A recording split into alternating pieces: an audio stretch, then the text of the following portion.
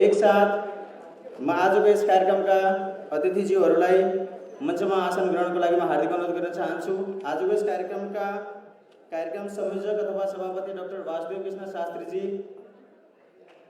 आजको यस गरिमामय कार्यक्रमका प्रमुख अतिथि पूर्व प्रधान न्यायाधीश श्रीमान गोपाल पराजुलीजी हाम्रो मध्यमा हुनुहुन्छ। उहाँलाई म प्रमुख अतिथिको आसन ग्रहणको लागि हार्दिक अनुरोध गर्न चाहन्छु। त्यस्तै गरेर विशिष्ट अतिथिको आसन ग्रहणको लागि म श्रीमान अच्युत कृष्ण खरेलजी, पूर्व प्रहरी महानिरीक्षक, आजको हाम्रो यस गरिमामय कार्यक्रमका विशिष्ट अतिथि हुनुहुन्छ। उहाँलाई आसन ग्रहणको लागि म हार्दिक अनुरोध गर्न चाहन्छु। त्यस्तै गरी म अतिथिको आसन ग्रहणको लागि पूर्व मेजर जनरल श्रीमान नरबहादुर कणेलजीलाई म हार्दिक अनुरोध गर्न चाहन्छु। त्यस्तै गरेर हाम्रो अर्का आदरणीय अतिथि श्रीमान कल्याण कुमार तिमसिनाजी, यस अभियानका केन्द्रीय सदस्य पनि हुनुहुन्छ। त्यस्तै गरेर प्रहरी अतिरिक्त महानिरीक्षक, पूर्व प्रहरी अतिरिक्त महानिरीक्षक, उहाँलाई पनि आसन ग्रहणको लागि अनुरोध गर्न चाहन्छु। त्यस्तै गरेर आजको यस कार्यक्रमका अतिथिको आसन ग्रहण गरिदिनु हुनको लागि आदरणीय देवेश झा सर, जो राजनीतिक विश्लेषक हुनुहुन्छ एवं यस अभियानमा जुन साहित्य हामीले आज केही परिचय प्राप्त गर्नेछौँ, त्यसको साहित्यको सन्दर्भमा विशेष परिचय उहाँले गराउनुहुनेछ। म उहाँलाई पनि आसन ग्रहणको लागि अनुरोध गर्न चाहन्छु। म आदरणीय राष्ट्र सेविका नेपालका दिदीहरू, उहाँहरूलाई म आजको सभापति, आदरणीय प्रमुख अतिथि, विशिष्ट अतिथि एवं अतिथिहरूको स्वागत, माला, खादा लगाएर गरिदिनु हुन हार्दिक अनुरोध गर्न चाहन्छु। त्यस्तै गरेर आज यस भव्य एवं सभ्य कार्यक्रममा उपस्थित हुनुभएका समाजका प्रबुद्ध व्यक्तित्वहरू, लब्ध प्रतिष्ठित व्यक्तित्वहरू, समाजसेवी, पत्रकार, सुरक्षा निकायसँग जोडिएका तथा सरकारी आफ्नो सेवाबाट सेवानिवृत्त हुनुभएका यहाँहरू सम्पूर्णलाई म आजको यस कार्यक्रममा यथास्थानमा आसन ग्रहणको लागि हार्दिक अनुरोध गर्न चाहन्छु।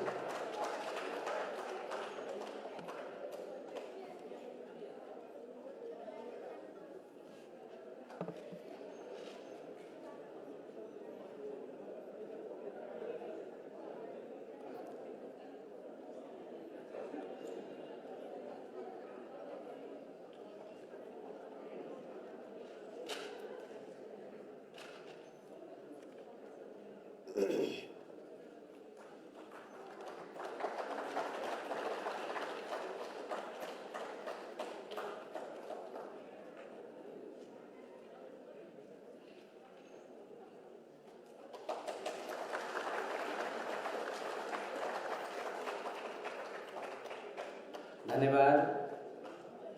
पुनः सम्पूर्णलाई एकपटक जोरदार तालीको साथमा हामी सबैको लागि यो सम्मान ग्रहण गरिदिनु भएकोमा हार्दिक धन्यवाद।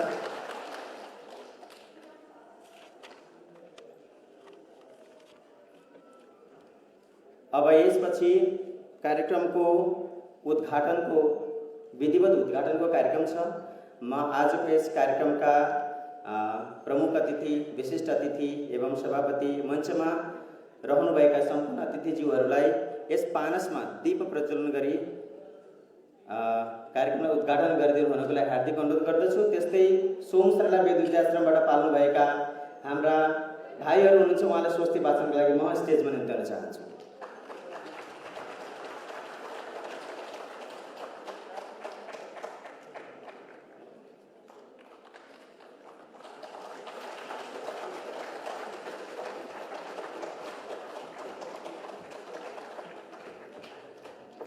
हरे ओम आनो भद्रा क्रतभो जन्त विश्वात्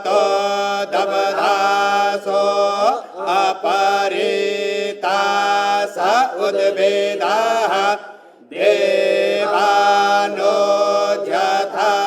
साधमिद्वृधे आसन् न प्रायो भो रक्षेतारो दिवे दिवे स्वस्ति न इन्द्र वृद्धस्रवाः स्वस्ति नः पूषा विश्ववेदाः स्वस्ति नस्ताच्यो अरिष्टानेमिः स्वस्ति नो बृहस्पतिर्दधातु भद्रं कर्णेभिः शृणुयाम देवा भद्रं पश्येम क्षभिर्जतराः स्थिरैरङ्गैस्तुष्टुभा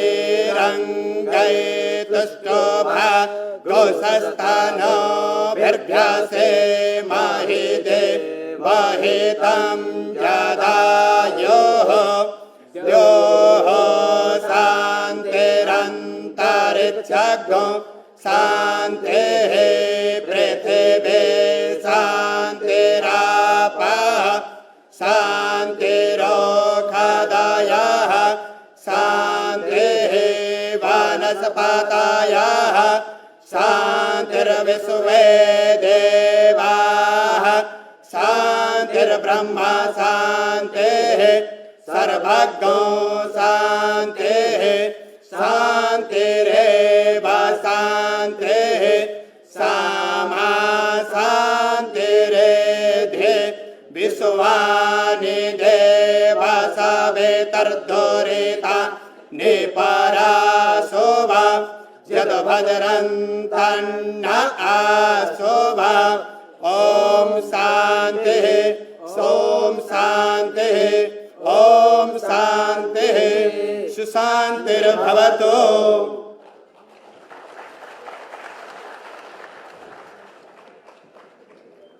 धन्यवाद।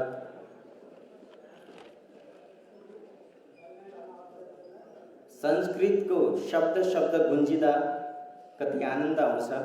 आजको यस कार्यक्रम उद्घाटन कार्यक्रममा स्वस्ति वाचन गर्नुहुने सोमसला विद्याश्रम गौरीघाटका भाइहरू, उहाँलाई धेरै धेरै धन्यवाद।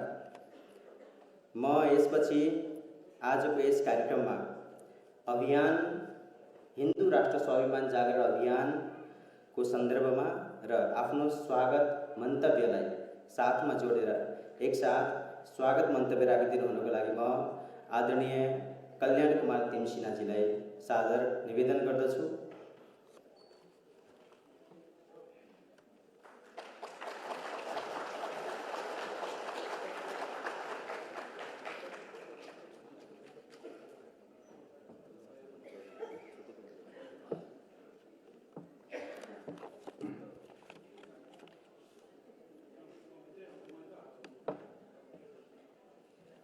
ओम शांति। हिंदू राष्ट्र स्वाभिमान जागरण अभियान को यस पुनित कार्यक्रममा निम्तो स्वीकार गरी उपस्थित हुनुभएका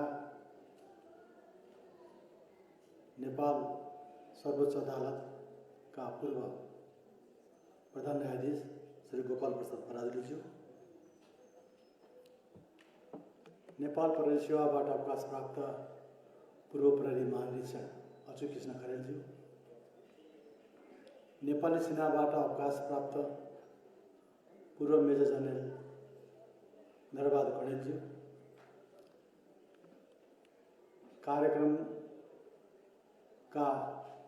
संयोजक डाक्टर वासुदेव कृष्ण शास्त्रीज्यू र अभियानका सदस्य श्रीमान देवेजाज्यू लगायत यो कार्यक्रममा आज सहभागी नहुनुभएका विभिन्न आदरणीय व्यक्तित्वहरू, विभिन्न सङ्घ संस्थाका पदाधिकारीज्यूहरू, पूर्व राष्ट्रसेवक साथीहरू, पत्रकार मित्रहरू, विभिन्न संस्थासँग आबद्ध मित्रहरू, दिदीबहिनीहरू र मातृशक्तिहरू,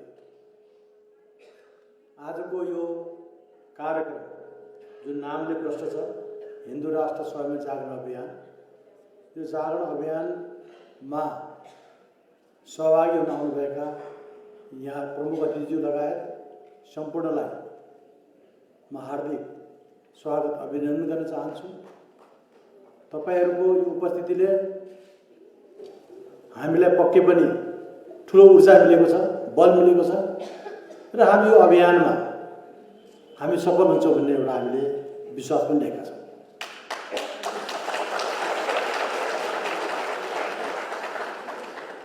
तपाईँ हामी सबैलाई थाहा छ हिन्दू राष्ट्रको सम्बन्धमा, हिन्दू धर्मको सम्बन्धमा, हिन्दू संस्कृति संस्कार परम्पराको सम्बन्धमा हामी सबैलाई थाहा छ। त्यसका त्यहाँ धेरै कुरा गरेर मैले आफ्नो धेरै विद्युत देखाउन पनि मलाई आवश्यक छैन, त्यो हामी सबैले जानकारी छ। तर हामीले बुझ्ने कुराहरू के छ भने इतिहास संस्कृति परम्परा जनसङ्ख्याको आधारमा मान्ने हो भने यो राष्ट्र हिन्दू राष्ट्र नै हो। संविधानमा नलेखेको कारण हामी हिन्दू होइनौँ भनेर भन्न सक्दैन, यो राष्ट्र हिन्दू होइन भन्न सकिँदैन। कानुनी रूपमा होला केही त्यसमा कुराहरू आउन सक्ला, तर यो हिजो पनि हिन्दू राष्ट्र थियो, आज पनि छ र भोलि पनि रहन्छ। त्यसैको लागि हामीले यो हिन्दू राष्ट्र जागरण स्वाभिमान अभियानको हामीले थालनी गरेका छौँ र यो कार्यक्रम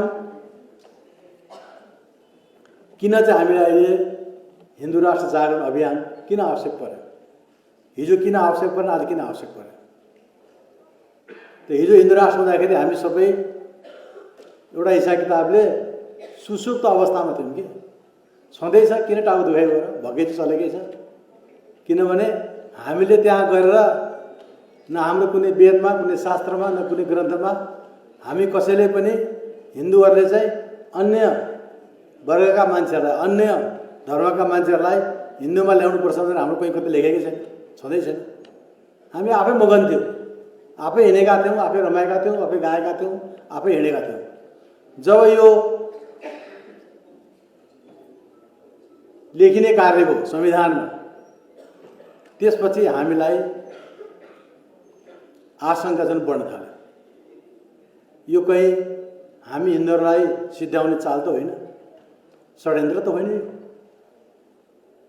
जहाँ अहिले 81% हिन्दूहरू छन् त्यहाँ चाहिँ हिन्दूको अस्तित्वलाई स्वीकार्ने नस्वीकार्ने यो परिपन्थ त होइन यो। त यस अर्थमा चाहिँ लिएर त्यस पछाडि तत्पश्चात हामी हिन्दूहरूभित्र पनि त्यो एउटा भावना चाहिँ पलाएको छ, त्यो जागरण भएको छ। त्यसकारण यो हिन्दू राष्ट्र अभियानको लागि हामीहरू सबै हिन्दू छौँ। यो अभियान किन भन्नु, किन हामीले चाहिँ हिन्दूको जागरण किन गराउनु पर्यो त भन्दाखेरि हामी सबै हिन्दू छौँ, यहाँ उपस्थित सबै मान्छे हामी हिन्दू छौँ। तर यहाँ उपस्थित सबै मान्छेहरू हामी व्यक्तिगत रूपमा हिन्दू छौँ है।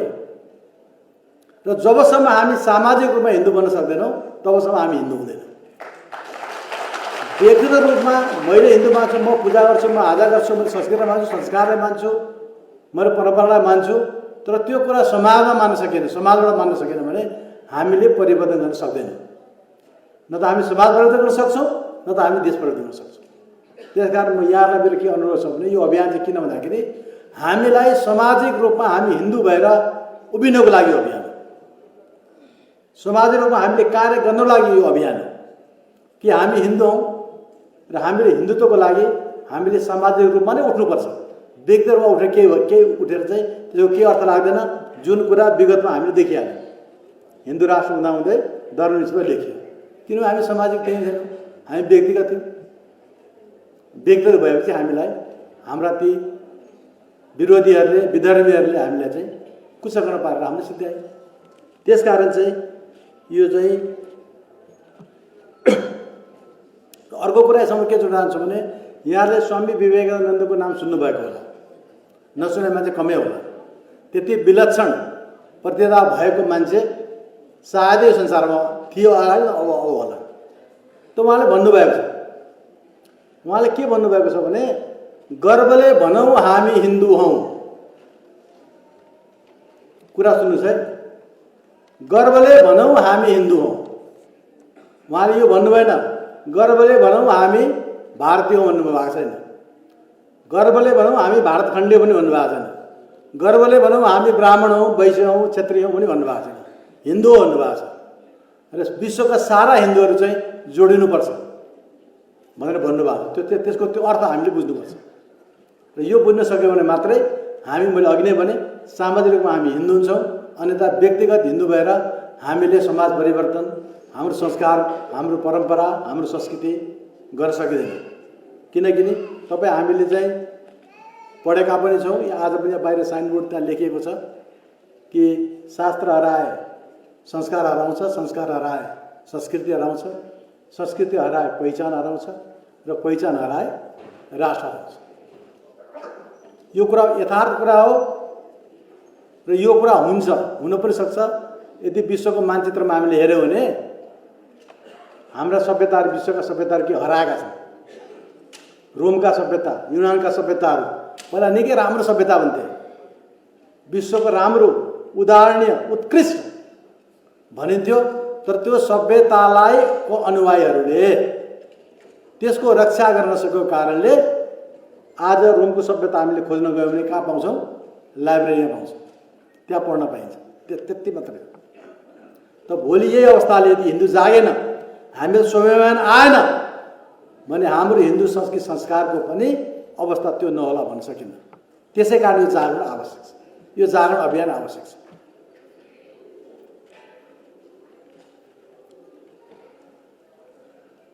र हामीलाई थाहा छ हिन्दूको दर्शन कि वसुधैव कुटुम्बकम, हामी विश्वलाई नै, संसारलाई नै एउटा परिवारको रूपमा हेर्न चाहन्छौँ। तर हामीले चाहेर मात्रै भएन, अर्को पक्षले त्यो चाहँदैन। अघि नै मैले भने हामी कुनै पनि धर्ममाथि हामी आघात गर्न गर्दैनौँ। किन भन्दा त हाम्रो त्यो सभ्यताले दिएको छ, न संस्कारले दिएको छ, न संस्कृतिले दिएको छ, न परम्पराले दिएको छ, न वेदले दिएको छ, न ग्रन्थले दिएको छ, तर अरूले गर्छ। त्यसकारण अब वसुधैव कुटुम्बकलाई मानिरहँदै हामी चुप लाएर बस्ने हो, सबैलाई एउटै मान्ने हो भने भोलि हाम्रो संस्कृति संस्कार हराएर जान्छ। त्यसप्रति पनि हामीले चिन्ता गर्नुपर्छ। त्यसैको लागि पनि यो हिन्दू राष्ट्र जागरण अभियान चाहिँ हामीले ल्याएका छौँ, गरेका छौँ।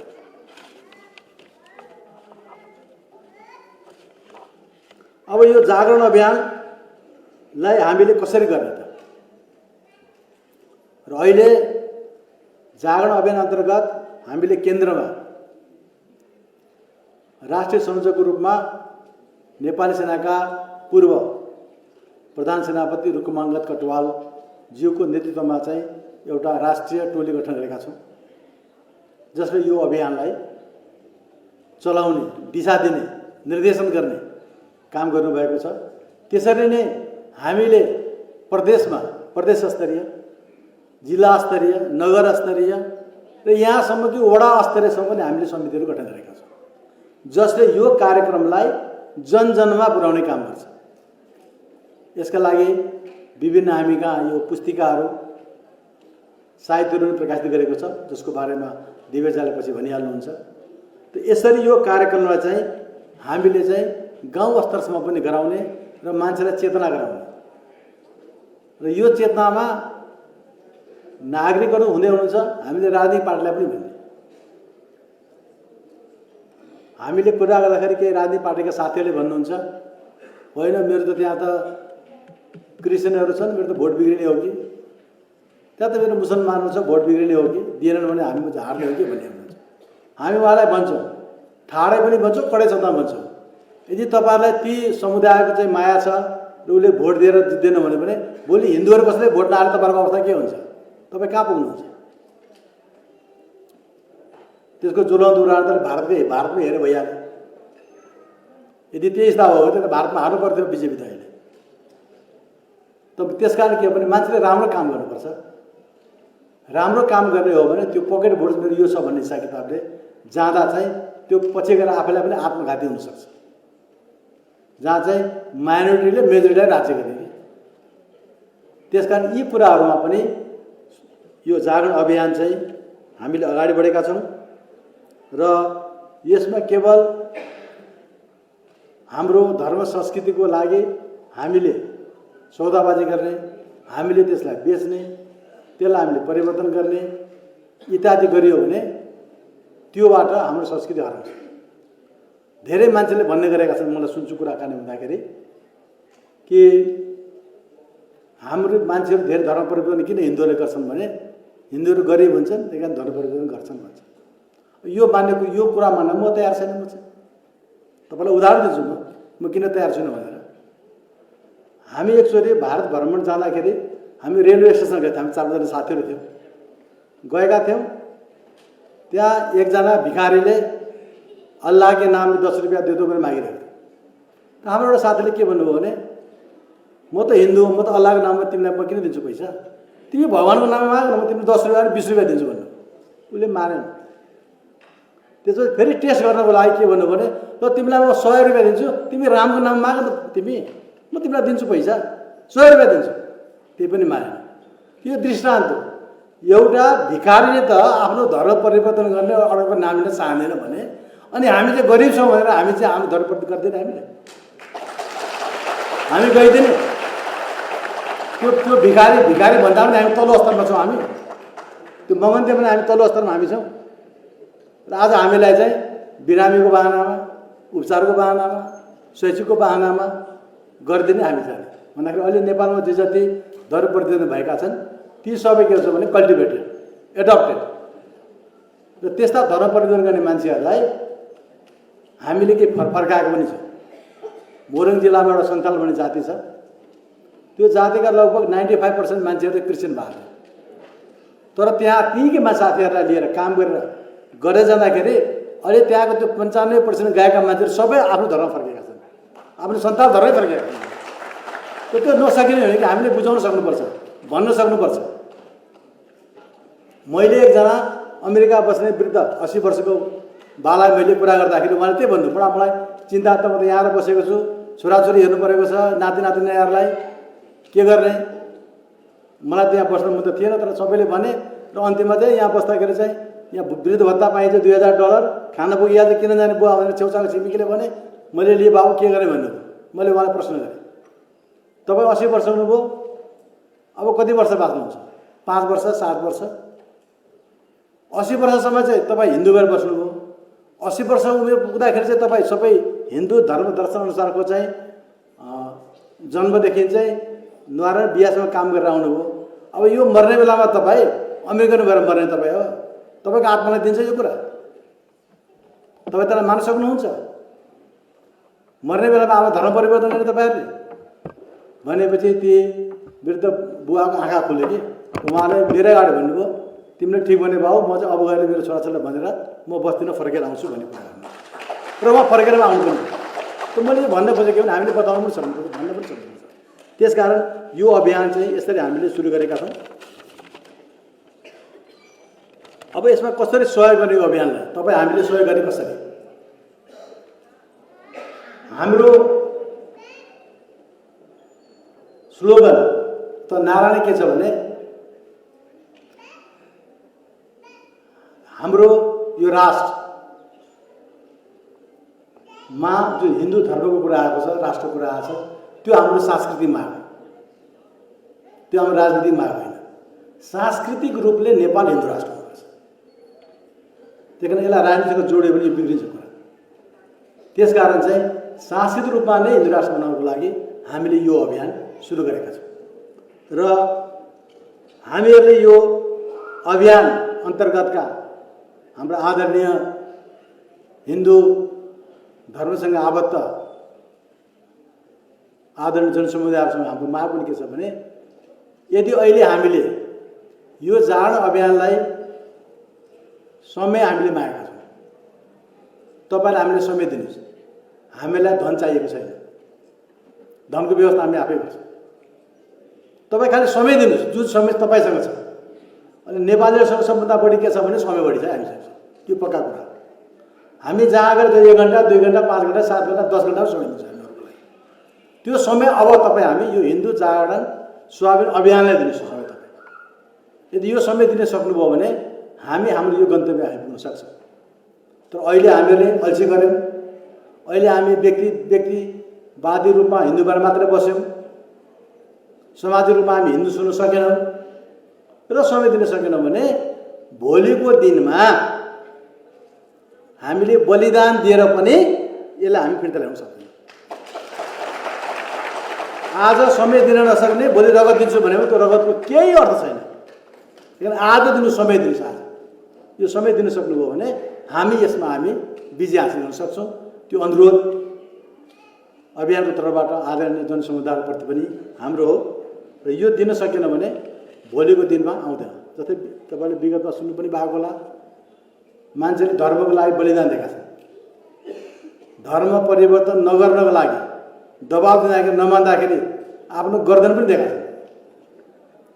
जुन चाहिँ अब सिख गुरु गोविन्द सिंहको बारेमा सुन्नुभएकै होला, उहाँको बुवा तेगबहादुरको बारेमा सुन्नुभएकै होला, उहाँको छोराको बारेमा सुन्नुभएको होला, जहाँ चाहिँ उहाँलाई तिम्रो धर्म छोड, इसाई धर्म स्वीकार गर भन्दाखेरि उहाँले मान्नु भएन। उहाँले बरु घाँटी दिन तयार हुनुभयो, मर्न तयार हुनुभयो, तर धर्म परिवर्तन गर्न तयार हुनु भएन। त्यस्ता बलिदानको कारणले पनि त्यो ठाउँमा त्यो सिख धर्मको चाहिँ त्यहाँ रह्यो। त मैले भन्दै खोजेको भने त्यो बलिदान अहिले चाहिएको छैन हामीलाई तुरुन्तै। अहिले त्यो अवस्था आएको छैन। अहिले अवस्था आएको छ चेतनाको, सचेतनाको। त्यसको लागि समय दिनुपर्छ। त्यो समय तपाईँहरूसँग हामीले मागेका छौँ। त्यो समय दिएर यो अभियानलाई सहयोग गर्नुहोस्। र आज तपाईँले सहयोग गर्नु भएन, दिनु भएन भने भोलिको दिनमा हाम्रा सन्ततिहरूले दुःख पाउँछन्। त्यति बेला ती सन्ततिले तपाईँ हामीलाई सराप्छन् कि हाम्रो बुवा आमाको कारणले आज हामीले चाहिँ दुःख पाइरहेको छौँ, हामी धर्म मान्न पाइरहेको छैनौँ, हाम्रो संस्कार मान्न पाइरहेको छैनौँ। र यो प्रश्न पनि एउटा कुरा भन्नुहोस्, यदि हिन्दू राष्ट्र छ, हिन्दू धर्म छ भने त्यहाँ अन्य धर्मले एकदमै बकाइदा आफ्नो धर्म सतिक संस्कारको अनुसार आफ्नो दिनचर्या गर्न पाउँछ, जुन विगतमा पाएको थियो। नेपाल हिन्दू राष्ट्र हुँदाखेरि के पाएको थिएन सबै धर्मको मान्छेहरूले। तर एकचोटि यदि हिन्दू राष्ट्रबाट यदि इसाई राष्ट्र भयो, मुस्लिम राष्ट्र भयो भने भोलि तपाईँ फर्केर आउनु सक्नुहुन्न। भोलि तपाईँ न त किराँत हुन सक्नुहुन्छ, न तपाईँ प्रकृति पूजन बन्न सक्नुहुन्छ, न तपाईँ सिख बन्न सक्नुहुन्छ, न तपाईँ जैन बन्न सक्नुहुन्छ। त्यो हिन्दू राष्ट्र भयो मात्र तपाईँ बन्न सक्नुहुन्छ। अरू अन्य धर्म आयो भने त्यसमा तपाईँको त्यो धार्मिक स्वतन्त्रताको हनन हुन्छ, त्यो हरेर जान्छ, तपाईँ फर्केर आउन सक्नुहुन्न। त यो यथार्थलाई पनि तपाईँ हामीले बुझ्नुपर्छ भन्ने मेरो अनुरोध हो।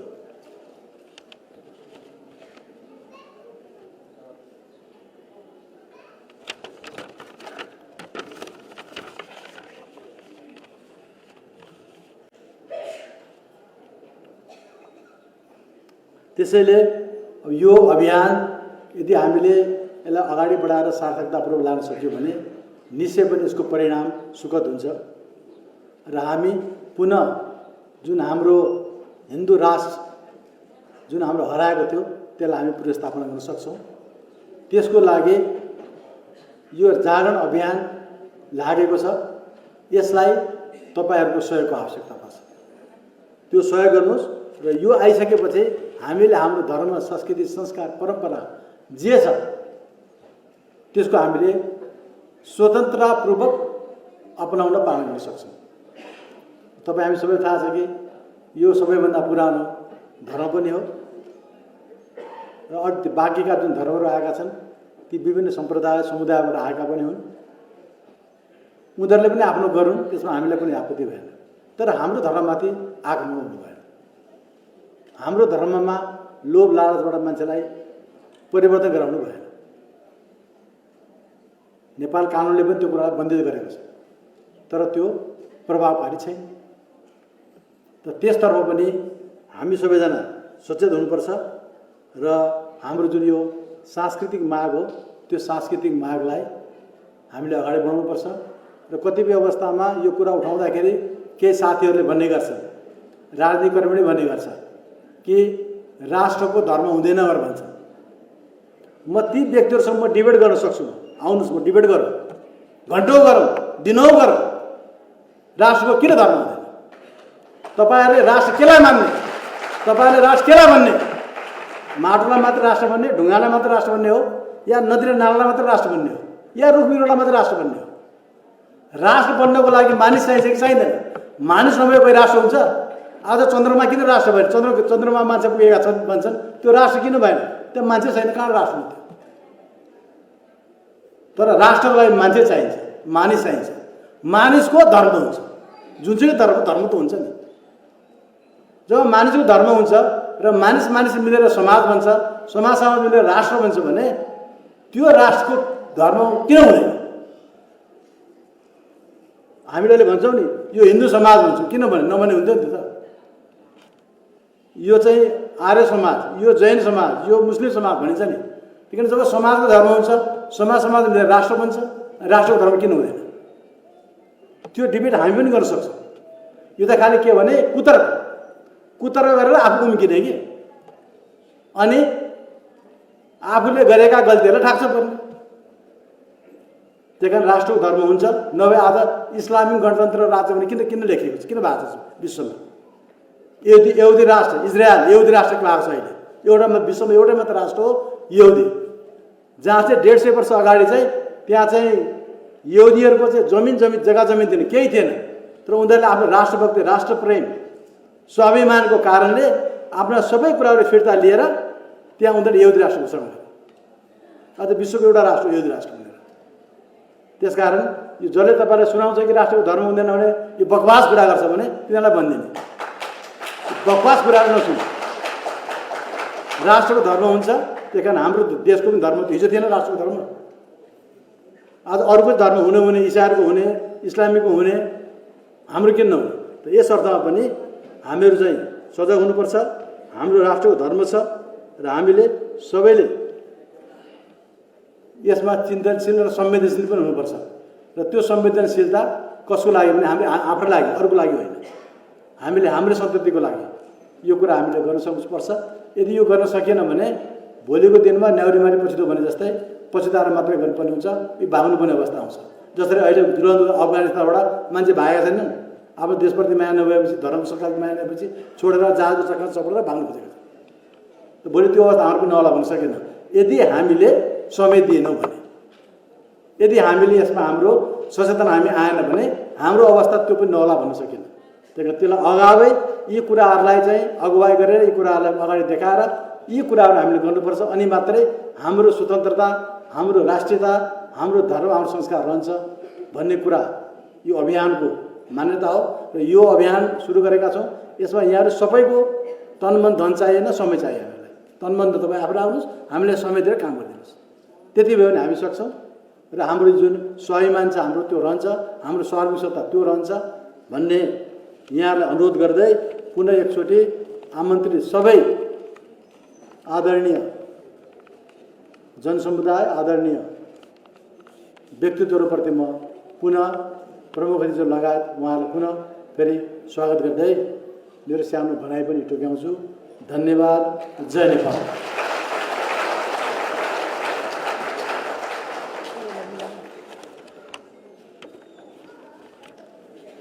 धन्यवाद आदरणीय कल्याण सरलाई।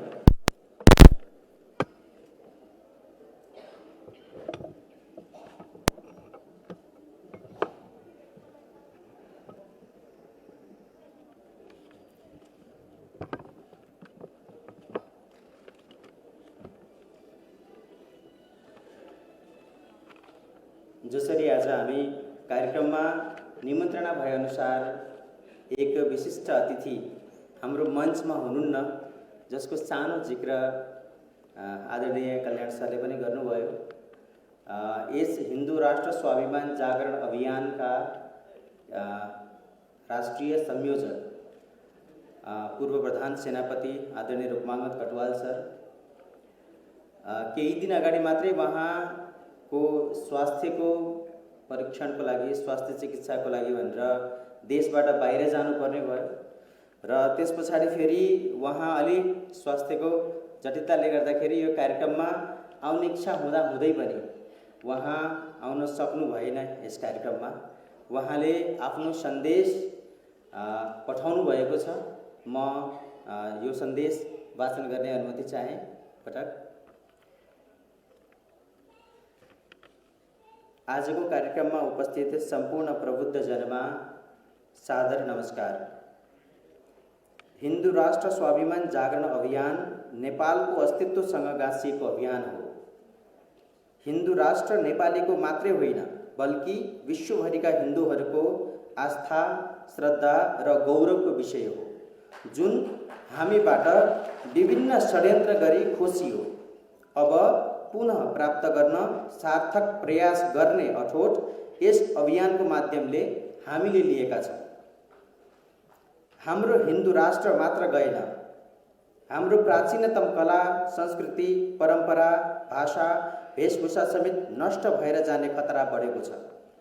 यस राष्ट्रबाट सबै मत पन्थ सम्प्रदायको आत्मसम्मानको सुनिश्चितता पनि समाप्त हुने अवस्था सृजना भएको छ। हिमालय पर्वत, हिमवत खण्ड, भगवान पशुपतिनाथ तथा मुक्तिनाथको देश, गोसाई कुण्ड र गुहेश्वरीको देश, माता सीता तथा भगवान गौतम बुद्धको देश, पूजनीय ऋषि महर्षिहरूको देश, जहाँ वेदका ऋचाहरू लेखिए, जहाँ पाणिनीले व्याकरणको रचना गरे, त्यस्तो देशमा जन्मिएर पनि हामीले कहिले आफूलाई हिन्दुत्व जीवन पद्धतिसँग एकाकार हुन सकेनौँ। प्राणी र जगतको समान हित चिताउने, विश्व कल्याणको कामना गर्ने हामी हिन्दू भएर आफूमा गर्व र स्वाभिमान भाव भर्न सकेनौँ, जसको कारण आज हिन्दू राष्ट्र समाप्त भयो। अब पुनः हामी जागृत हुनुपर्ने समय आएको छ, जुन यस जागरण अभियानको मुख्य उद्देश्य पनि हो। हामी जागृत हुँदा 125 करोड हिन्दू समाज, विश्वका हिन्दू समाज जागृत हुनेछन्। हामीलाई पुनः गर्व र सम्मानका साथ विश्वका हिन्दूले श्रद्धा गर्नेछन् र हाम्रो राष्ट्रको सम्मान विश्व जगतमा हुनेछ। अत्यन्तै मेरो स्वास्थ्य अवस्थाको कारण यहाँहरू जस्ता प्रबुद्ध जनको सान्निध्यता प्राप्त गर्न सकिनँ, त्यसको अत्यन्तै ठुलो खिन्नता छ।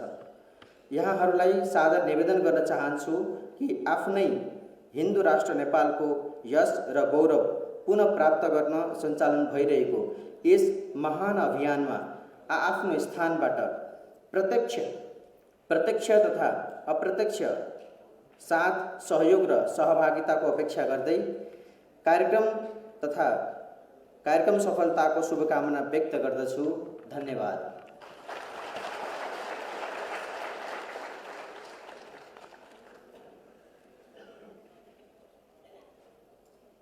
उहाँले बिहान मैसँग कुरो भएको थियो, अत्यन्तै खिन्नता र अत्यन्तै भारी मनले, किनकि यो समय पनि उहाँको समय अनुकूल मिलाएर हामीले गर्ने प्रयत्न गरेका थियौँ। उहाँ अहिले हस्पिटलमै हुनुहुन्छ, त्यस कारणले गर्दाखेरि नेपालभन्दा बाहिर पनि हुनुहुन्छ, त्यस कारणले गर्दाखेरि यहाँ उपस्थित हुन सक्नु भएन। यस पछाडि देशभरि हुने गोष्ठी कार्यक्रमहरूमा उहाँको उपस्थिति हुनेछ।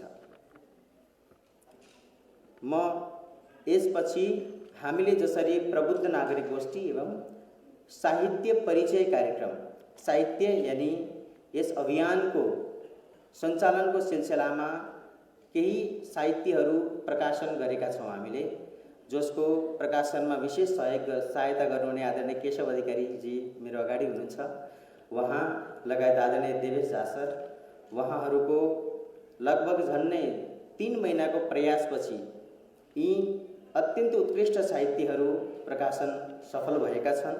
म यस साहित्यहरूको विशेष परिचयको लागि आदरणीय श्री देवेश झासर, उहाँ विशेष राजनीतिक विश्लेषकको रूपमा हाम्रो मध्यमा परिचित हुनुहुन्छ र यस अभियानको एक केन्द्रीय सदस्यको हिसाबले नाताले म उहाँलाई साहित्य परिचयको लागि यस स्टेजमा म निम्त्याउन चाहन्छु, अगाडि पोडियममा निम्त्याउन चाहन्छु, हार्दिक निवेदन गर्न चाहन्छु।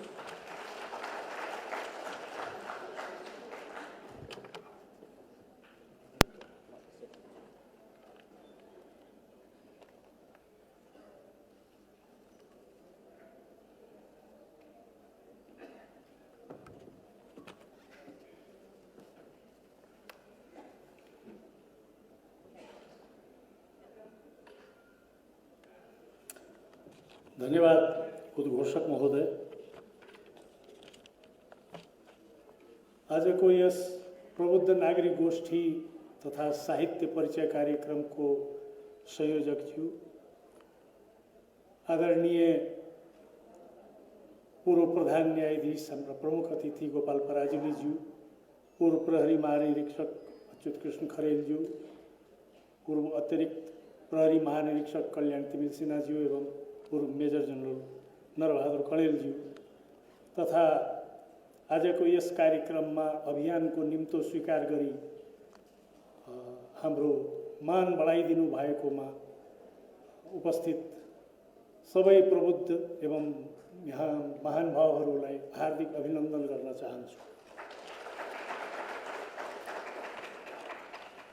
अभियानले आफ्नो कार्यक्रमको सुरुवातमा लगभग यही साउन भदौको समयमा अभियानले आफ्नो थाल्ने गरेको हो। त्यस बखत हामीले यो 2 पानाको एउटा सानो ब्रोसर प्रकाशन गरेका थियौँ। यो ब्रोसर मार्फत अभियानले इतिहास, संस्कृति, परम्परा र जनसङ्ख्याका आधारमा नेपाल हिन्दू राष्ट्र नै हो भन्ने केही पूर्वाधारहरूको चर्चा गर्ने प्रयास अभियानद्वारा भएको थियो। यसमा हामीले संक्षेपमा केही महत्त्वपूर्ण गौरवका विषयहरू उठान गरेका थियौँ। अहिले यो पुस्तिका मार्फत यही ब्रोसरमा भएका विषयहरूको बारेमा व्याख्यात्मक ढङ्गले र तथ्यगत विश्लेषण गरेर यहाँहरू समक्ष अभियानले ल्याउने प्रयास गरेको छ। यस पुस्तिकामा सङ्कलित तथ्यहरू लोकसेवा आयोगको प्रश्नोत्तरी, केन्द्रीय तथ्याङ्क विभाग जस्ता प्रामाणिक तथ्यहरूबाट सङ्कलित गरिएको छ। हामीले यसमा लिएका दृष्टान्तहरू हाम्रा पौराणिक ग्रन्थ, धर्मग्रन्थहरूबाट सङ्कलित गरेका छौँ र विशेष रूपमा यो पुस्तिका समाज समक्ष प्रस्तुत गर्नको मुख्य कारण हिन्दू राष्ट्रप्रतिको केवल भावनात्मक कारण नभएर त्यसको तथ्यगत रूपमै आम जनसमुदाय समक्ष विषय प्रस्तुत होस् र सबैले बुझ्ने तरिकाले कुराहरू अगाडि आउन् भनेर प्रयास गरिएको छ। यसमा हामीले प्रत्येक राष्ट्रको एउटा विशिष्ट पहिचान हुन्छ।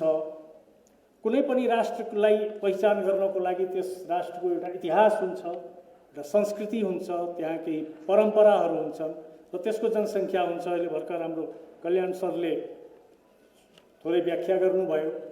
हामीले यसमा त्यही नेपालको इतिहास, नेपालको संस्कृति, नेपालका परम्परा र नेपालको जनसङ्ख्यात्मक आधारमा पनि यो हिन्दू राष्ट्र नै हो भनेर तथ्यगत रूपमा यो अभियानले प्रस्तुत गर्ने प्रयास गरेको छ। यसमा सगौरव प्रस्तुत गर्न पाउँदा अभियान हर्षित छौँ हामी। यो स्वयं सिद्ध हिन्दू राष्ट्र हो। जस्तो कि यसमा यस्य मे हिमवन्तो महित्वा भनेर ऋग्वेदमै लेखिएको छ। स्कन्द पुराणमा यसको वर्णन छ, नेपालम शाक्तरम क्षेत्रम।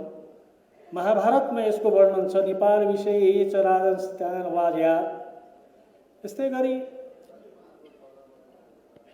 यो हिमवत खण्ड क्षेत्रको बारेमा वेद, श्रुति, स्मृति, योगको ज्ञानमा पनि यसलाई विश्व सभ्यताको ज्येष्ठ भूमि भनिएको छ।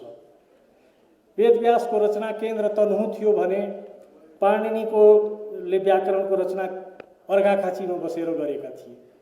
त्यसै गरी सप्तगणगी क्षेत्रमा कश्यप र पुलस्त ऋषिका कर्मभूमि थियो भने कोशीको किनारमा कौशिक अर्थात् विश्वामित्र मुनिले गायत्री मन्त्र सिर्जना गरेका थिए। गोर्खामा वेदव्यास र राजा जनकको राज्यमा मिथिलामा याज्ञवल्क, गार्की, मैत्रेयी, गण्डकीमा वाल्मीकि ऋषि। त्यसै गरी ऋग्वेदमा वर्णित किराँतहरूको ऋषिमुनि आकुनीको कर्मभूमि पनि यही हो, यही नेपाल हो। भारवीको रचना किरातार्जुनियममा हामीले त्यहाँ लेखिएकै छ, अर्जुनले धनुर्विद्याको विशेष ज्ञान किरात प्रदेशमा प्राप्त गरेको थियो। यो महाकवि भारवीले उल्लेख गरेका छन्। त्यसै गरी योगी नरहरि नाथले कैलाश मानसरोवरदेखि हिन्द महासागरसम्म जसको राज्य छ र घर छ त्यो हिन्दू हो।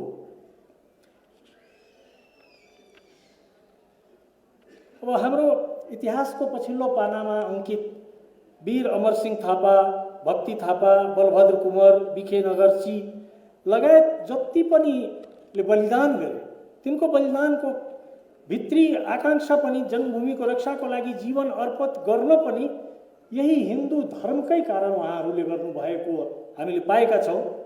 धर्मराज राज्य स्थापना गर्न र असली हिन्दुस्तान बनाउने उद्देश्यका साथ नै पृथ्वीनारायण शाहले आफ्नो जीवन अर्पण गरेर नेपालको एकीकरण गरेको हो। त्यसै गरी सांस्कृतिक रूपमा हामीले देख्यौँ भने नेपालको पुरानो मौलिक संस्कृति हिन्दू संस्कृति नै हो। यो यस विषयमा कुनै बहसको आवश्यकता छैन। हाम्रो यो हिन्दू धर्ममा प्राय जसो एउटा दोषको रूपमा जात व्यवस्थाको बारेमा वर्णन गरिन्छ र त्यसलाई सबभन्दा बढी उचाल्ने गरिन्छ। हामीले तथ्यगत रूपमै के देखेका छौँ भने काठमाडौँको भद्रकाली, शोभा भगवती, गोहेश्वरी, दक्षिणकाली, काभ्रेको पलाञ्चोक भगवती, भक्तपुरको नवदुर्गा, पाटनको भीमसेन, नुवाकोटको भैरवी मन्दिरहरूमा पुजारी भनेको वज्राचारी घुबाजुहरू छन्। त्यसै गरी मुस्ताङको मुक्तिनाथ मन्दिरमा शेर्पा समुदायकी आनी र ब्राह्मण समुदायका पुजारीले एकसाथ पूजाआजा गर्छन्। गण्डकी, लुम्बिनी र बागमती क्षेत्रमै अधिकांश शक्तिपीठमा मगर जातका पुजारीहरू छन्। ताप्लेजुङको प्रसिद्ध मन्दिर पाथीभरामा को मन्दिर लिम्बू जातको संरक्षणमा छ। त्यसै गरी डोटीको प्रसिद्ध शक्तिपीठ सालमुनि मन्दिरमा बादी समुदायका पुजारी छन्। काठमाडौँ बानेश्वर स्थित छुकुबुकु मन्दिरमा नित्य पूजा र आरती सार्की परिवारका पुजारीले गरिरहेका छन्। बाराको गढीमाई राजविराजको राजदेवी मन्दिर र कैलालीको घोडाघोडी ताल स्थित घोडाघोडी बाबाको मन्दिर थारू समुदायका पुजारीले सञ्चालन गरेका छन्। धरानको बुढासुबा मन्दिरमा को मूल पुजारी मगर समुदायको छ। अर्थात् यो जुन विभेदका कुराहरू यहाँ योजनाबद्ध ढङ्गले ल्याइएको छ त्यसलाई हामीले तथ्यगत रूपमा व्याख्या गर्ने प्रयास गरेका छौँ यो पुस्तिका मार्फत। अब यसै गरी जनसङ्ख्याको आधारमा भन्नै नपर्ने हो, ओंकार परिवारको हिसाब गर्ने हो भने 90-92% यो हिन्दूहरूकै हो। त्यसलाई विभाजन गर्नको लागि विभिन्न प्रकारका यहाँ षड्यन्त्रहरू भइरहेको कुरा हामी सबैलाई विदित छ, तपाईहरू सबै अवगतै हुनुहुन्छ। यसमा थपिँदै आएको छ यसपटकको जनसङ्ख्यामा मस्ट भनेर एउटा अलग खडा गरिएको छ, जबकि हामीले मस्टको लागि यदि अध्ययन गर्यौँ भने त्यो शिव पार्वतीलाई नै आराध्य मानेर त्यो समुदायले पनि आफ्नो संस्कृतिलाई अगाडि बढाएको छ। अर्थात् त्यो पनि एउटै हो, यो हिन्दूलाई विभाजित गर्नु बाहेक अरू केही पनि त्यहाँ देखिँदैन। त्यससँगै यो पुस्तिकामा हामीले अभियानले आफूलाई चिनौँ भनेर केही कुरा राख्न खोजेको छ। यसको पछाडि तर्क के छ भने अहिले नेपाली समाज आत्मविस्मृतिको अवस्थामा छ। आफूलाई बिर्सेको जस्तो, महाबली हनुमानले आफ्नो शक्ति बिर्सेको थियो।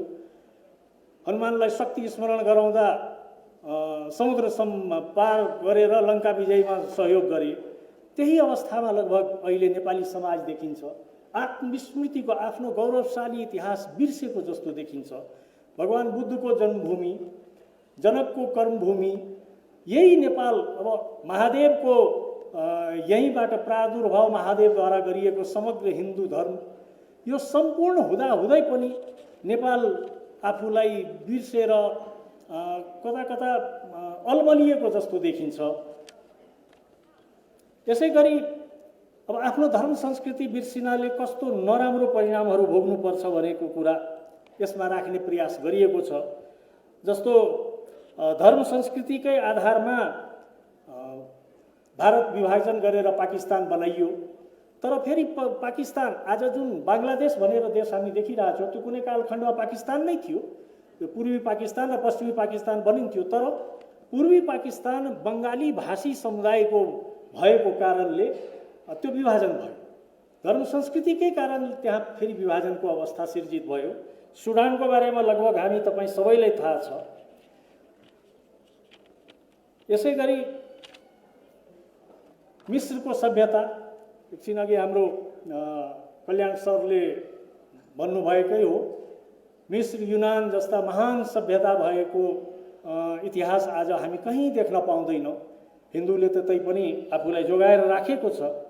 अफगानिस्तानको अवस्था आजको मितिमा हेर्ने हो भने तालिबानको कब्जापछि त्यहाँ लगातार 3 पटक सांसद भएका सिख समुदायका नरेन्द्र सिंह खालसा र अनारकली कौर उहाँहरू सांसद थिए। त्यो पनि एक पटक होइन, 3 पटकसम्म लगातार निर्वाचित सांसद भएका व्यक्तिहरू थिए। आज भारतको दिल्लीमा शरणार्थी जीवन बिताइरहेछ। उनको कुल अपराध के थियो भने उनी मुसलमान थिएन। तालिबानले कब्जा गरेपछि त्यहाँ इस्लाम कबुल गर्न लगाइयो। उनीहरू इस्लाम कबुल गर्ने स्थितिमा थिएन। त्यो पनि भनेर इस्लाम कबुल गर्ने होइन, त्यसका केही कठोर शर्तहरू छन्, त्यो थाहा पाउनुहुनेछ। परिणाम त अर्बौंको सम्पत्ति र 3 पटक सांसद भएको मान सम्मान हरायो र आज पहिचान खोज्दै दिल्लीमा शरणार्थीको जीवन व्यतीत गरिरहनु भएको छ। यसै गरी यसमा धर्म संस्कृतिको रक्षा गर्नाले अथवा आफ्नो पहिचान कायम गर्नाले के हुन्छ भन्ने कुराको उदाहरण इजरायल हो।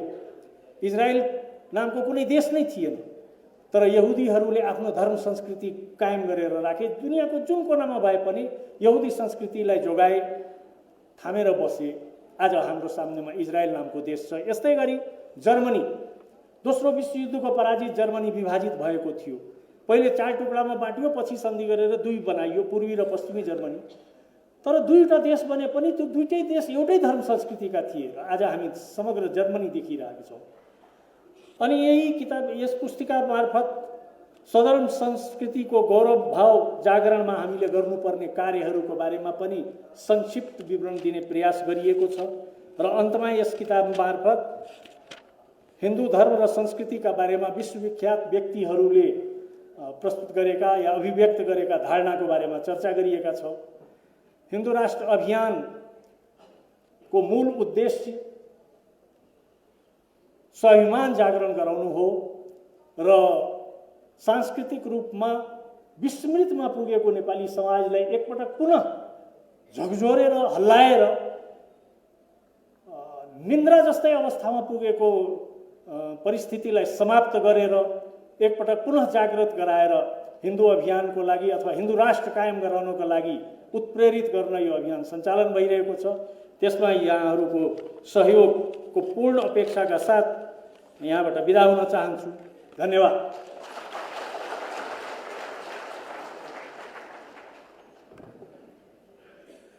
धेरै धेरै धन्यवाद सर।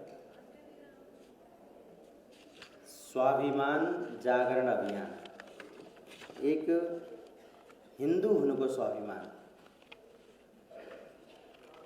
म व्यक्तिगत चरित्रमा बिहान उठिसके पछाडि नुहाइ-धुवाइ गर्छु, भगवानको पूजा गर्छु, टीका लगाउँछु, तर समाजमा हिन्दूमाथि भएको कुनै पनि अन्याय छ, हिन्दू सनातन संस्कृतिमाथि म केही पनि बोल्दिनँ, किनकि मलाई पदले रोक्छ, मलाई प्रतिष्ठाले रोक्छ।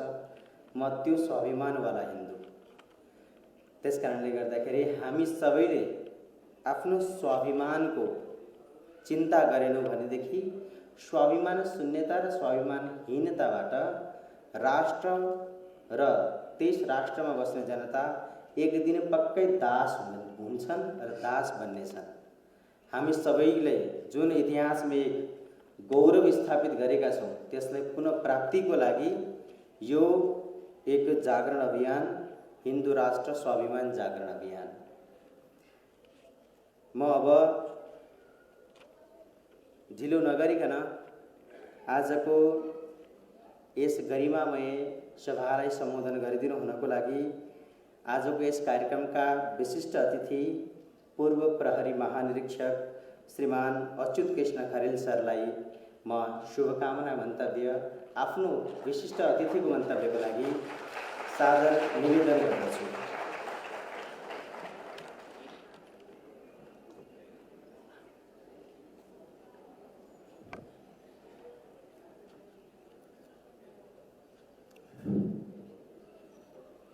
हिन्दू राष्ट्रिय स्वाभिमान जागरण अभियानका प्रमुख अतिथि सम्माननीय पूर्व सर्वोच्च अदालतका न्यायाधीशज्यू, मञ्चमा विराजमान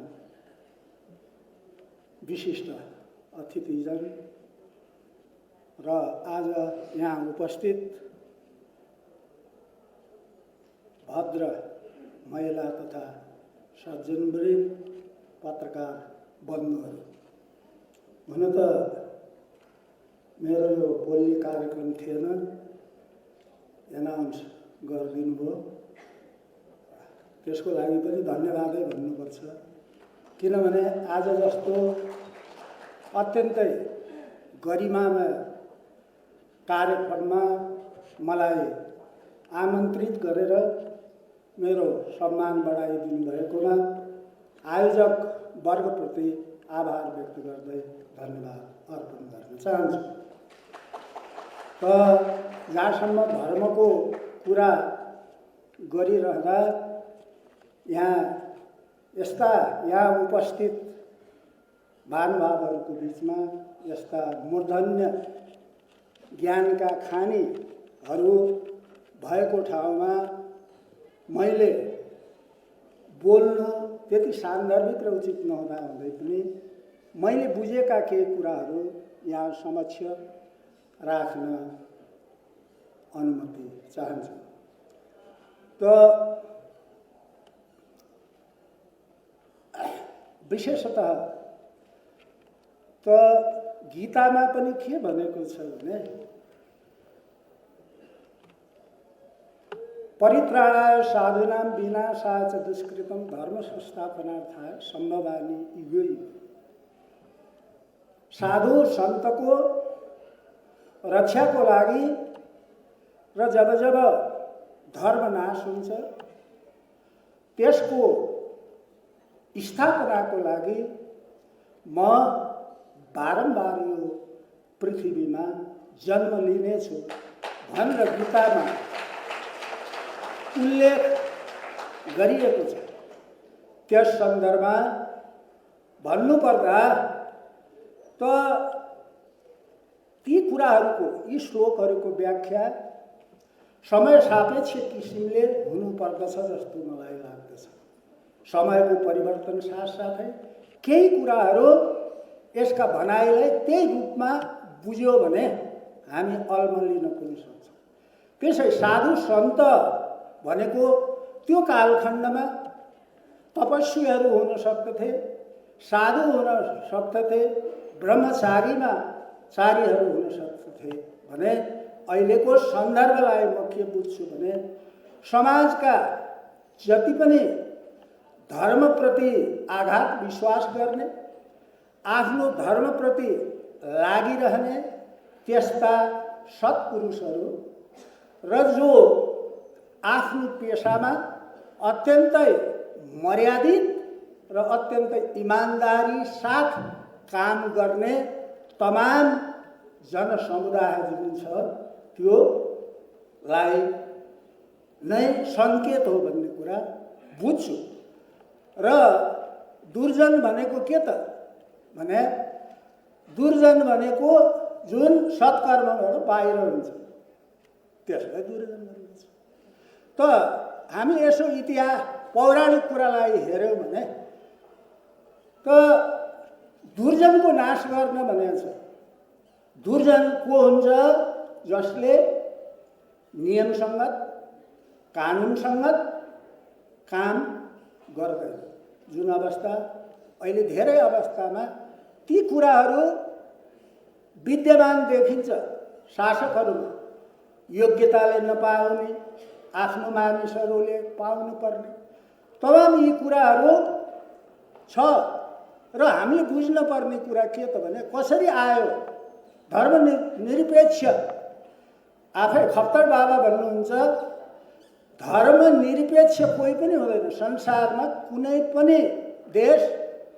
जसरी कल्याण साहबले भन्नुभयो निरपेक्ष भनेको नराम्रो कुरासँग त्योसँग अलग बस्नुहुन्छ। के हामी धर्मबाट अलग बस्न सक्छौँ? कदापि सक्दैन। हामीले सूक्ष्म किसिमले अध्ययन गऱ्यौँ भने जब सृष्टि भयो त्यो सृष्टिकालदेखि सृष्टिका सम्पूर्ण चराचरमा आफ्नो धर्म लिएर त्यसको उत्पत्ति भएको छ। जसरी सूर्यको आफ्नो धर्म छ, पानीको आफ्नो धर्म छ, आगोको आफ्नो धर्म छ। यदि सूर्यले आफ्नो धर्म छोड्यो भने संसार रहँदैन, पानीले शीतलता दिन छोड्यो भने हामी बाँच्न सक्दैनौँ। त्यसैले हामीले के बुझ्नु पर्दछ भने प्रत्येक वस्तुको जब धर्म हुन्छ भने धर्मरहित राज्य हुँदैन। के हामी यहाँ मानिस सजीव रूपमा छौँ किनभने हामीभित्र प्राण छ।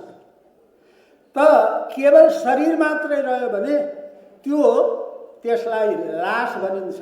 त्यसमा जब प्राण बन्छ तब मात्रै मानिस एक्जिस्ट गर्छ। त्यसरी नै जसरी प्राण बिनाको मानिस सम्भव छैन, त्यो लासमा परिणत हुन्छ, त्यसै गरी देशमा आम नागरिक जसलाई मानिस भन्छौँ र तिनीहरू र त्यसको धर्म र संस्कृति छैन भने त्यो देश सजीव देश हुन सक्दैन, मृत अवस्थाको देश हुन्छ। त्यसैले ठुला ठुला पण्डित भन्नाले राजनीतिक पण्डितहरू के भन्छन्? देशको धर्म हुँदैन। म यो मञ्चबाट यति मात्रै आग्रह गर्दछु, संसारको कुन चाहिँ देश धर्मविहीन छ? त हालसालकै मात्रै हामीले कुरा गऱ्यौँ भने जो बाइडनले जित्ने बित्तिकै कार्यभार सम्हाल्नुभन्दा पहिले कहाँ गए? चर्चमा गए र आफ्नो धर्मको नमुना उदाहरण पेश गरे। त्यसैले अर्को कुरा, महत्त्वपूर्ण कुरा हरेकको हुन्छ त्यो कुरा। त्यसैले शब्दमा नै गलत छ, किनभने अङ्ग्रेजीको खप्तर बाबा लेख्नुहुन्छ धर्मनिरपेक्ष संसारमा कोही पनि हुँदैन। धर्म भनेकै सजीव र सचेत हुनाले धर्म सापेक्ष हुन्छ भन्ने बाबाको पुस्तकहरूमा पाइन्छ। यस प्रकार हेर्दा अनि धर्म त्यसको ठाउँमा के लेखिनु पर्दथ्यो भने धर्म स्वतन्त्रता लेख्नु बढी उपयुक्त र सही हुन्थ्यो। किनभने प्रत्येक देशको नागरिक धर्म के छान्ने भन्ने कुरा उसको स्वविवेकको कुरा हो। तर ६३ को आन्दोलनलाई हेर्यो भने धर्मको कुनै कुरै थिएन, धर्मलाई लिएर आन्दोलन भएकै थिएन। यो रातारात पश्चिमा मुलुकहरूको डलरको खेतीले यो धर्मनिरपेक्ष भनाइएर यस मार्फत हिन्दूमाथि आक्रमण गरिएको हो। त्यसैले यति मात्रै हो, हाम्रो धर्मप्रति अघि नै भने कमिलाको धर्म भएन भने टोकेन भने के हुन्छ? कमिलै जस्तो हो। सर्पको बिख भएन भने हामी नै भन्छौँ, के भन्छौँ? बिख नभए सर्प, इख नभए मानिस भन्छौँ। त्यसैले यो संसारको सृष्टिमा सबैको धर्म छ, हरेक कुराको धर्म छ। बोट बिरुवाको पनि धर्म हुन्छ। त्यसैले देशको धर्म छैन भन्ने राजनैतिक पण्डितहरूलाई खुला रूपमा सिकाउनु पर्ने आवश्यकता छ, बुझाउनु पर्ने आवश्यकता छ। किनभने उहाँहरूलाई त्यसपछि चेतना छैन, त्यसप्रतिको चेतनाको कमी हो। अर्को महत्त्वपूर्ण कुरा के हो भने म नोकरीकै सिलसिलामा कहीँ देशहरूमा घुम्ने अवसर पाएको छु। त कयौँ देशहरू यस्ता छन्, तपाईँ थाइल्यान्डमा जानुभयो भने पुरा रामको उसको पुरा मन्दिर छ, त्यसमा हरेक श्लोकहरू लेखिएका छन् र त्यहाँ पी गणेश भन्छन्। गणेशको मन्दिरमा पर्याप्त मानिस हुन्छ, तर केवल अतिक्रमणले, धर्मको अतिक्रमणले त्यसलाई सीमित गर्छ। तपाईँ कयौँ देश, यी एसियाका कयौँ देशहरू के थिए? परापूर्व कालमा कयौँ शताब्दी अगाडि केवल हिन्दू राज्य थिए। आज इन्डोनेसियामा गयो भने केवल एउटा टापु मात्रै छ।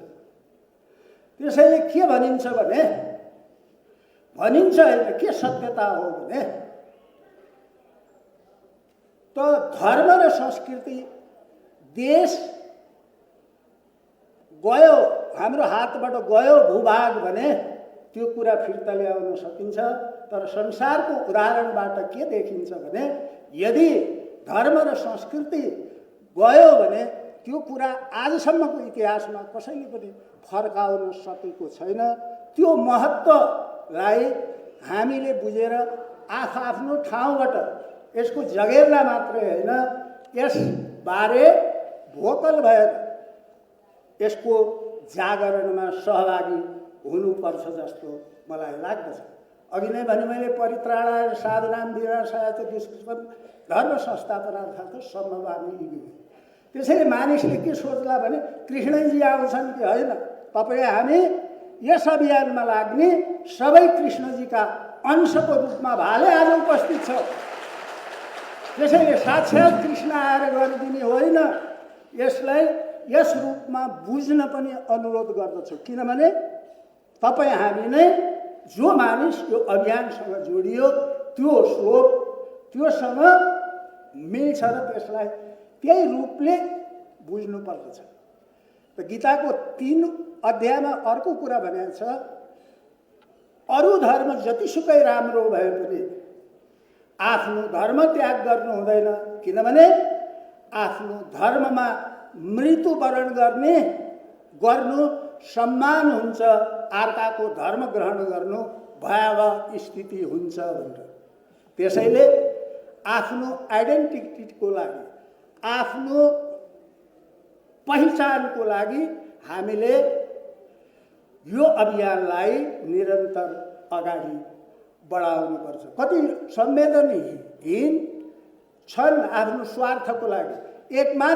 जसरी एकमात्र सगरमाथा थियो, एकमात्र बुद्ध जन्मेको देशले संसारलाई चिनाउँथ्यो, एकमात्र हिन्दू राष्ट्र भनेर संसारमा चिनिन्थ्यो। यी राजनीतिक मानिसहरूले प्रलोभन भन्छु म, सामनाम बन्द भेद अरूको आज्ञा अनुसार जुन यसमाथि हमला गरे, मेरो सोचाइले त्यो अत्यन्तै निन्दनीय छ। यस निन्दनीय छ भन्न उपयुक्त ठान्दछु। किनभने अर्को अघि नै मैले भनेको श्लोकसँग अर्काको धर्म जतिसुकै राम्रो भए पनि आफ्नो धर्ममा चाहिँ मृत्युवरण गर्नु कहीँ गुना श्रेय छ भन्ने कुरा उल्लेख छ। र विशेषतः यो अभियानमा मलाई यो सम्मान जसरी दिनुभयो र त्यसको लागि पुनः आयोजक वर्गप्रति आभार व्यक्त गर्दै धन्यवाद दिँदै म बिदा लिन्छु। जय भोले।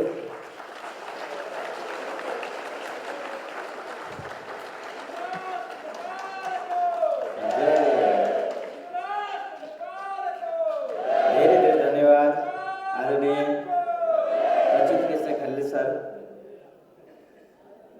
अत्यन्तै सबैलाई भावनात्मक मर्मस्पर्शी सबैको मुहार एकपटक हेर्न लागेको थियो। म सबैलाई अब ढिलो नगरी म एउटा सूचना यहाँहरूको मध्यमा दिन चाहन्छु।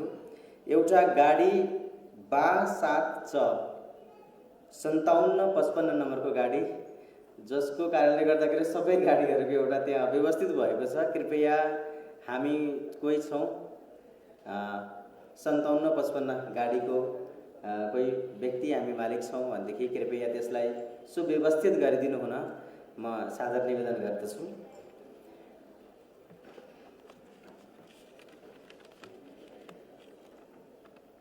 यसपछि म लगत्तै थोरै सञ्चालनको क्रममा मैले त्रुटि गरेँ।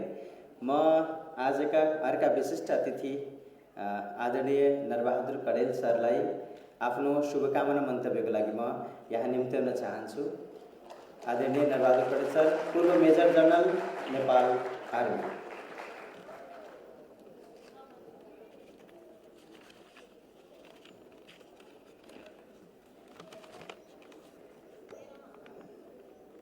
प्रबुद्ध नागरिक गोष्ठी एवं साहित्य परिचय कार्यक्रमका मुख्य संयोजक डाक्टर वासुदेव शास्त्रीज्यू, प्रमुख अतिथि पूर्व प्रधान न्यायाधीश श्रीमान गोपाल पराजुलीज्यू, विशिष्ट अतिथि पूर्व आइजिपी अच्युत कृष्ण खरेलज्यू, पूर्व एआइजी कल्याण तिमिल सिन्हाज्यू, अर्का विशिष्ट अतिथि दिवेश झाज्यू,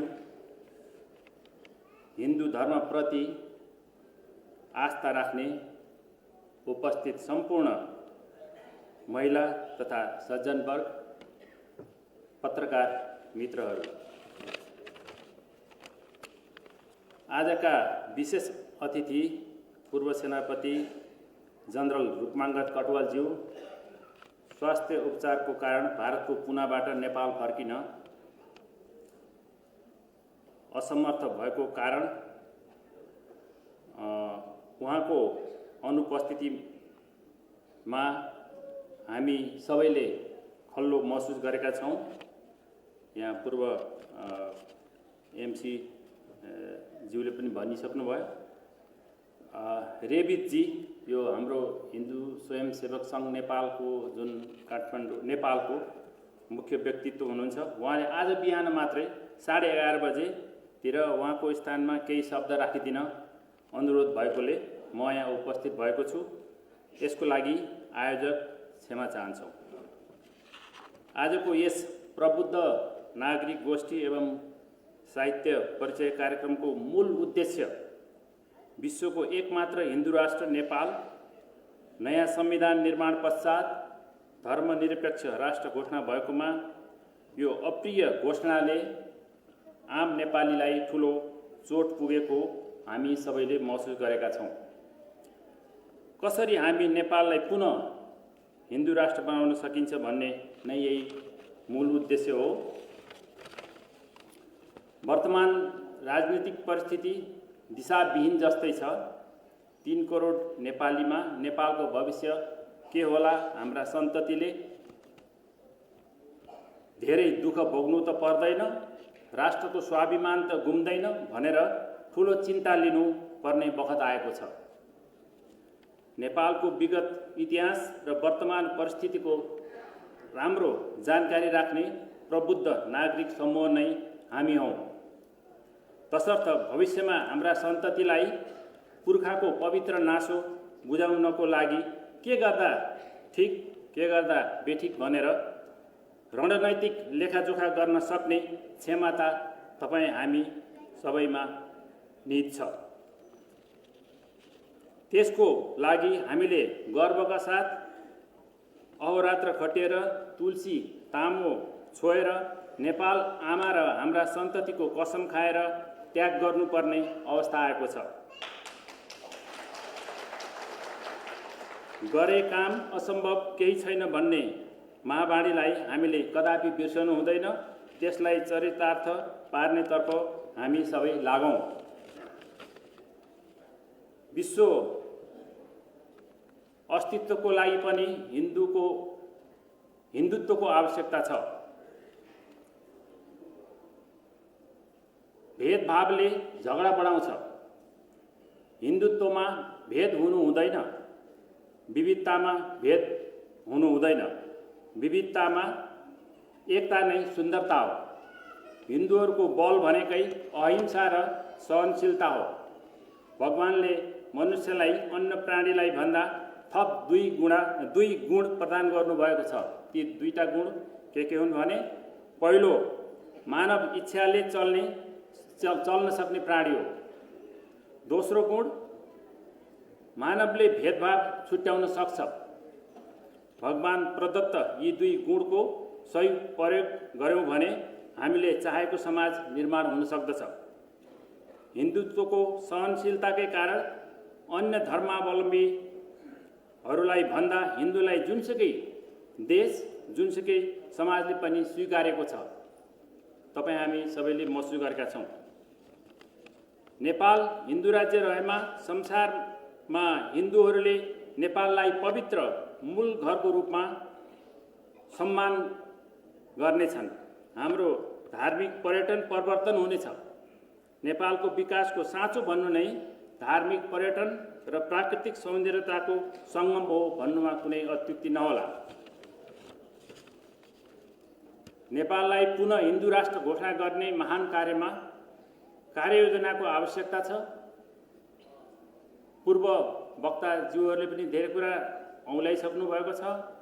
हामी प्रबुद्ध वर्गले कार्ययोजना बनाएर हाम्रो समाजको तल्लो तहमा पुगेर निष्क्रिय रहेका हिन्दूहरूलाई जगाउनु परेको छ। हाम्रा परम्परा, रीतिरिवाज, संस्कारमा हिन्दुत्वको ठुलो छाप छ। हाम्रो जन्मदेखि मरणसम्म हिन्दू संस्कारले नै हामीलाई निर्देशित गर्दै आएको छ। हामीले धर्मनिरपेक्षताको बहानामा त्यो संस्कृति संस्कारबाट टाढा हुन कदापि सक्दैनौँ। नेपालको राजनैतिक भविष्यको लागि हिन्दू धर्मले प्रत्यक्ष प्रभाव पार्दछ। नेपाल हिन्दू राज्य रहेन भने नेपालको अस्तित्वमा नै ठुलो प्रश्न चिन्ह खडा हुन सक्दछ। त्यसर्थ यहाँ उपस्थित हामी सम्पूर्ण राष्ट्रवादी, बौद्धिक र सच्चा हिन्दूहरू जागरण अभियानमा जुटौँ। नेपाललाई पुनः हिन्दू राज्य बनाउने यस महान कार्यमा श्री पशुपतिनाथ भगवानले हामी सबैलाई आशीर्वाद दिउन् भन्दै मेरो छोटो वक्तव्य यही अन्त्य गर्दछु। धन्यवाद।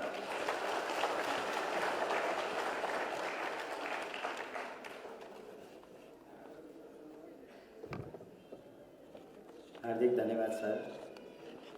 पुनः 464606 नम्बरको गाडी एकपटक हामी कोही छौँ त्यसको गाडीको सम्बन्धित व्यक्ति भने कृपया एकपटक चेक गर्नुहोला। त्यहाँ अवरोध सिर्जना भएको छ बिचमा। म अब आजको प्रमुख अतिथिजीको आजको मुख्य आकर्षणको उद्बोधनभन्दा अगाडि म एकल गीतको लागि रितु लामाजीलाई यहाँ स्टेजमा निम्त्याउन चाहन्छु। त्यस पछाडि आजका कार्यक्रमका प्रमुख अतिथिजीको उद्बोधन हामी सुन्नेछौँ। रितु लामाजी।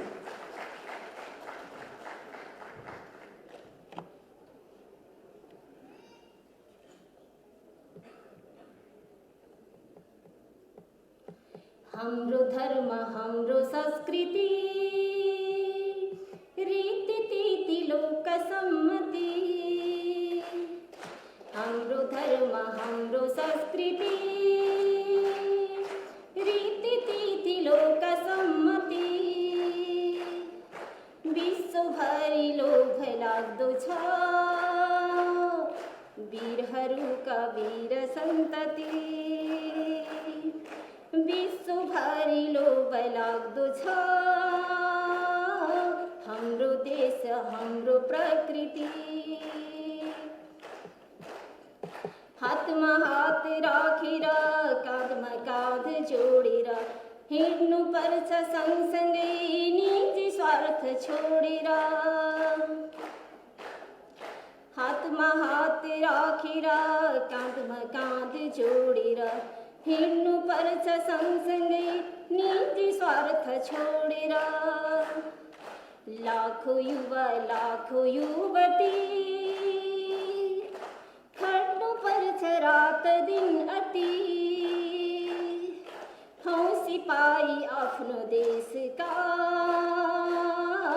सुम्पिदिउँ सारा जिन्दगी। हाम्रो धर्म, हाम्रो संस्कृति, रीति लोक सम्मति। विश्वभरि लोभ लाग्दो छ हाम्रो देश, हाम्रो प्रकृति। देशको कुना कुनामा चेतनाको गीत गाउँ।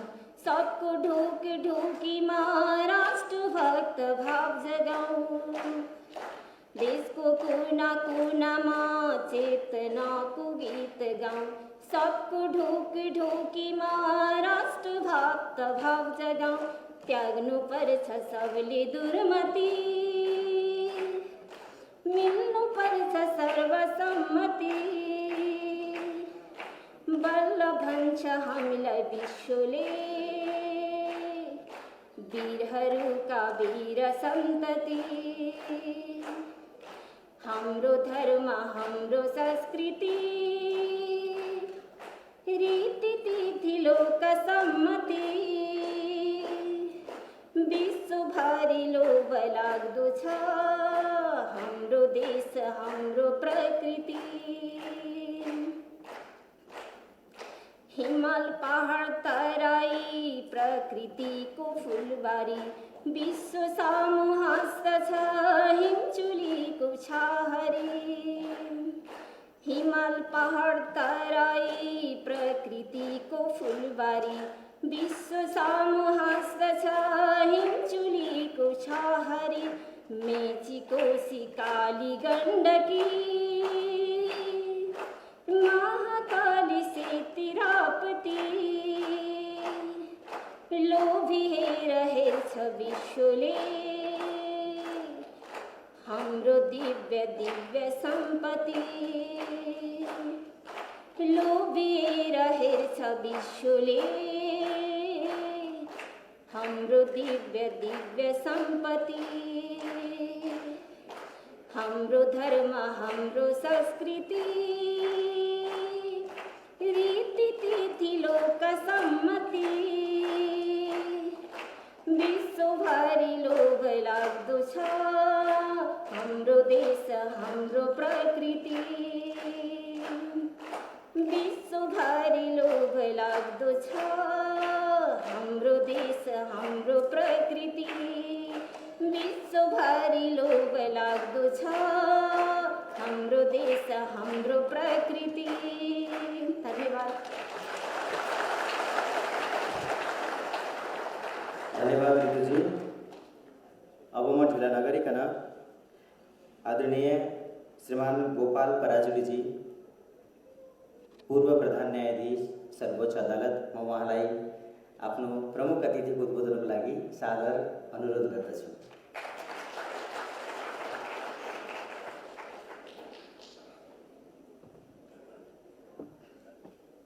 सबैलाई सादर प्रणाम। इस कार्यक्रम का संयोजक वासुदेव शास्त्री जी, पूर्व प्रहरी महानिरीक्षक अच्युत कृष्ण खरेल जी,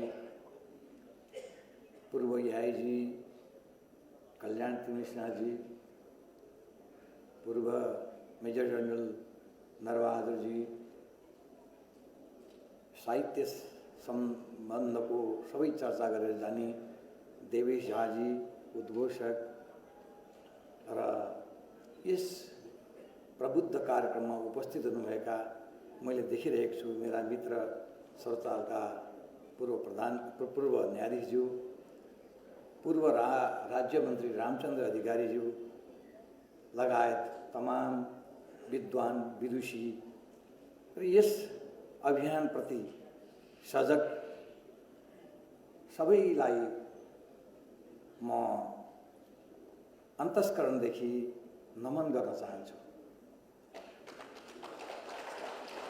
मलाई यस कार्यक्रममा बोलाएर प्रमुख अतिथिको रूपमा स्वीकारेर यहाँहरूले जुन गुण लगाउनु भएको छ त्यसप्रति म आभार प्रकट गर्न चाहन्छु। कुराहरू धेरै आइसकेका छन्। स्वागत मन्तव्यमा एआईजी साहबले व्यक्त गरेका अभिव्यक्तिहरू, गीताको वाच्यसहित आइजिपी अच्युत कृष्ण खरेलज्यूले दिएका वचनहरू, पशुपतिनाथको आशीर्वाद माग्दै हाम्रो धर्म संरक्षणको लागि गर्नुभएको कणेल सरको अभिव्यक्ति र एउटा साहित्यमा के हुनुपर्छ, हाम्रो धर्ममा के हुनुपर्छ, हाम्रो धर्मको कतिको महत्त्व छ भन्ने सम्बन्धको साहित्यिक चर्चादेखि सारा कुराहरू सुनिरहँदा यो हुनुपर्ने थियो, भइरहेको छ, जे हुनुपर्ने थियो त्यो गरिरहेको छ। यसका लागि म यहाँहरू सबैलाई साधुवाद प्रकट गर्न चाहन्छु। अघि धर्मका कुरा आए, राजनीतिका कुराहरू आए। म धेरै ठुलो अध्येता त होइन, तर जन्मजात हिन्दू भएको नाताले मैले गरेको अध्ययनभित्र देखिएको परिवेशभित्र हिन्दू धर्म भनेको पवित्र आत्माहरूको पुञ्ज। संसारमा योभन्दा ठुलो, योभन्दा पुरानो, योभन्दा शुद्ध, योभन्दा असल कुनै संस्कार, चरित्र, धर्म छैन, यो ग्यारेन्टी सहित भन्न सकिन्छ। त्यसैले सैद्धान्तिक रूपबाट हामी यति रिच छौँ, यति धनी छौँ कि हामीले ईशावास्यमिदं सर्वमको सिद्धान्तलाई अनुसरण गरेका छौँ। हामीले वसुधैव कुटुम्बकमको सिद्धान्तलाई अनुसरण गरेका छौँ। हामीले अहिंसा परमो धर्मलाई को सिद्धान्तलाई अनुसरण गरेका छौँ। हामीले परोपकाराय पुण्याय पापाय परिपीडनको सिद्धान्तलाई अनुसरण गरेका छौँ। हामीले असतोमा सद्गमयको सिद्धान्तलाई अनुसरण गरेका छौँ। हामीले जहिले सुकै पनि जे पनि भनिरहेका छौँ त्यो मानव कल्याणको लागि भनिरहेका छौँ। हामी अरूको अवन्नति, अरूको राग र अरूको द्वेषमाथि हामी विश्वास गर्दैनौँ। त्यसैले श्रीमद् भागवतमा, गीतामा श्रीकृष्णले भन्नुभएको थियो, अद्वेष्टा सर्वभूतानां मन्त्रम करुणैव च निर्मोहो निरङ्कार समदुःख सुखक्षमी। लामो छ, समय हामीसित छैन, प्रशस्त हामीले अनुभव गरेका छौँ। यो साहित्यबाट धेरै यहाँहरूले चाहिँ नि फाइदा लिन सक्नुहुन्छ।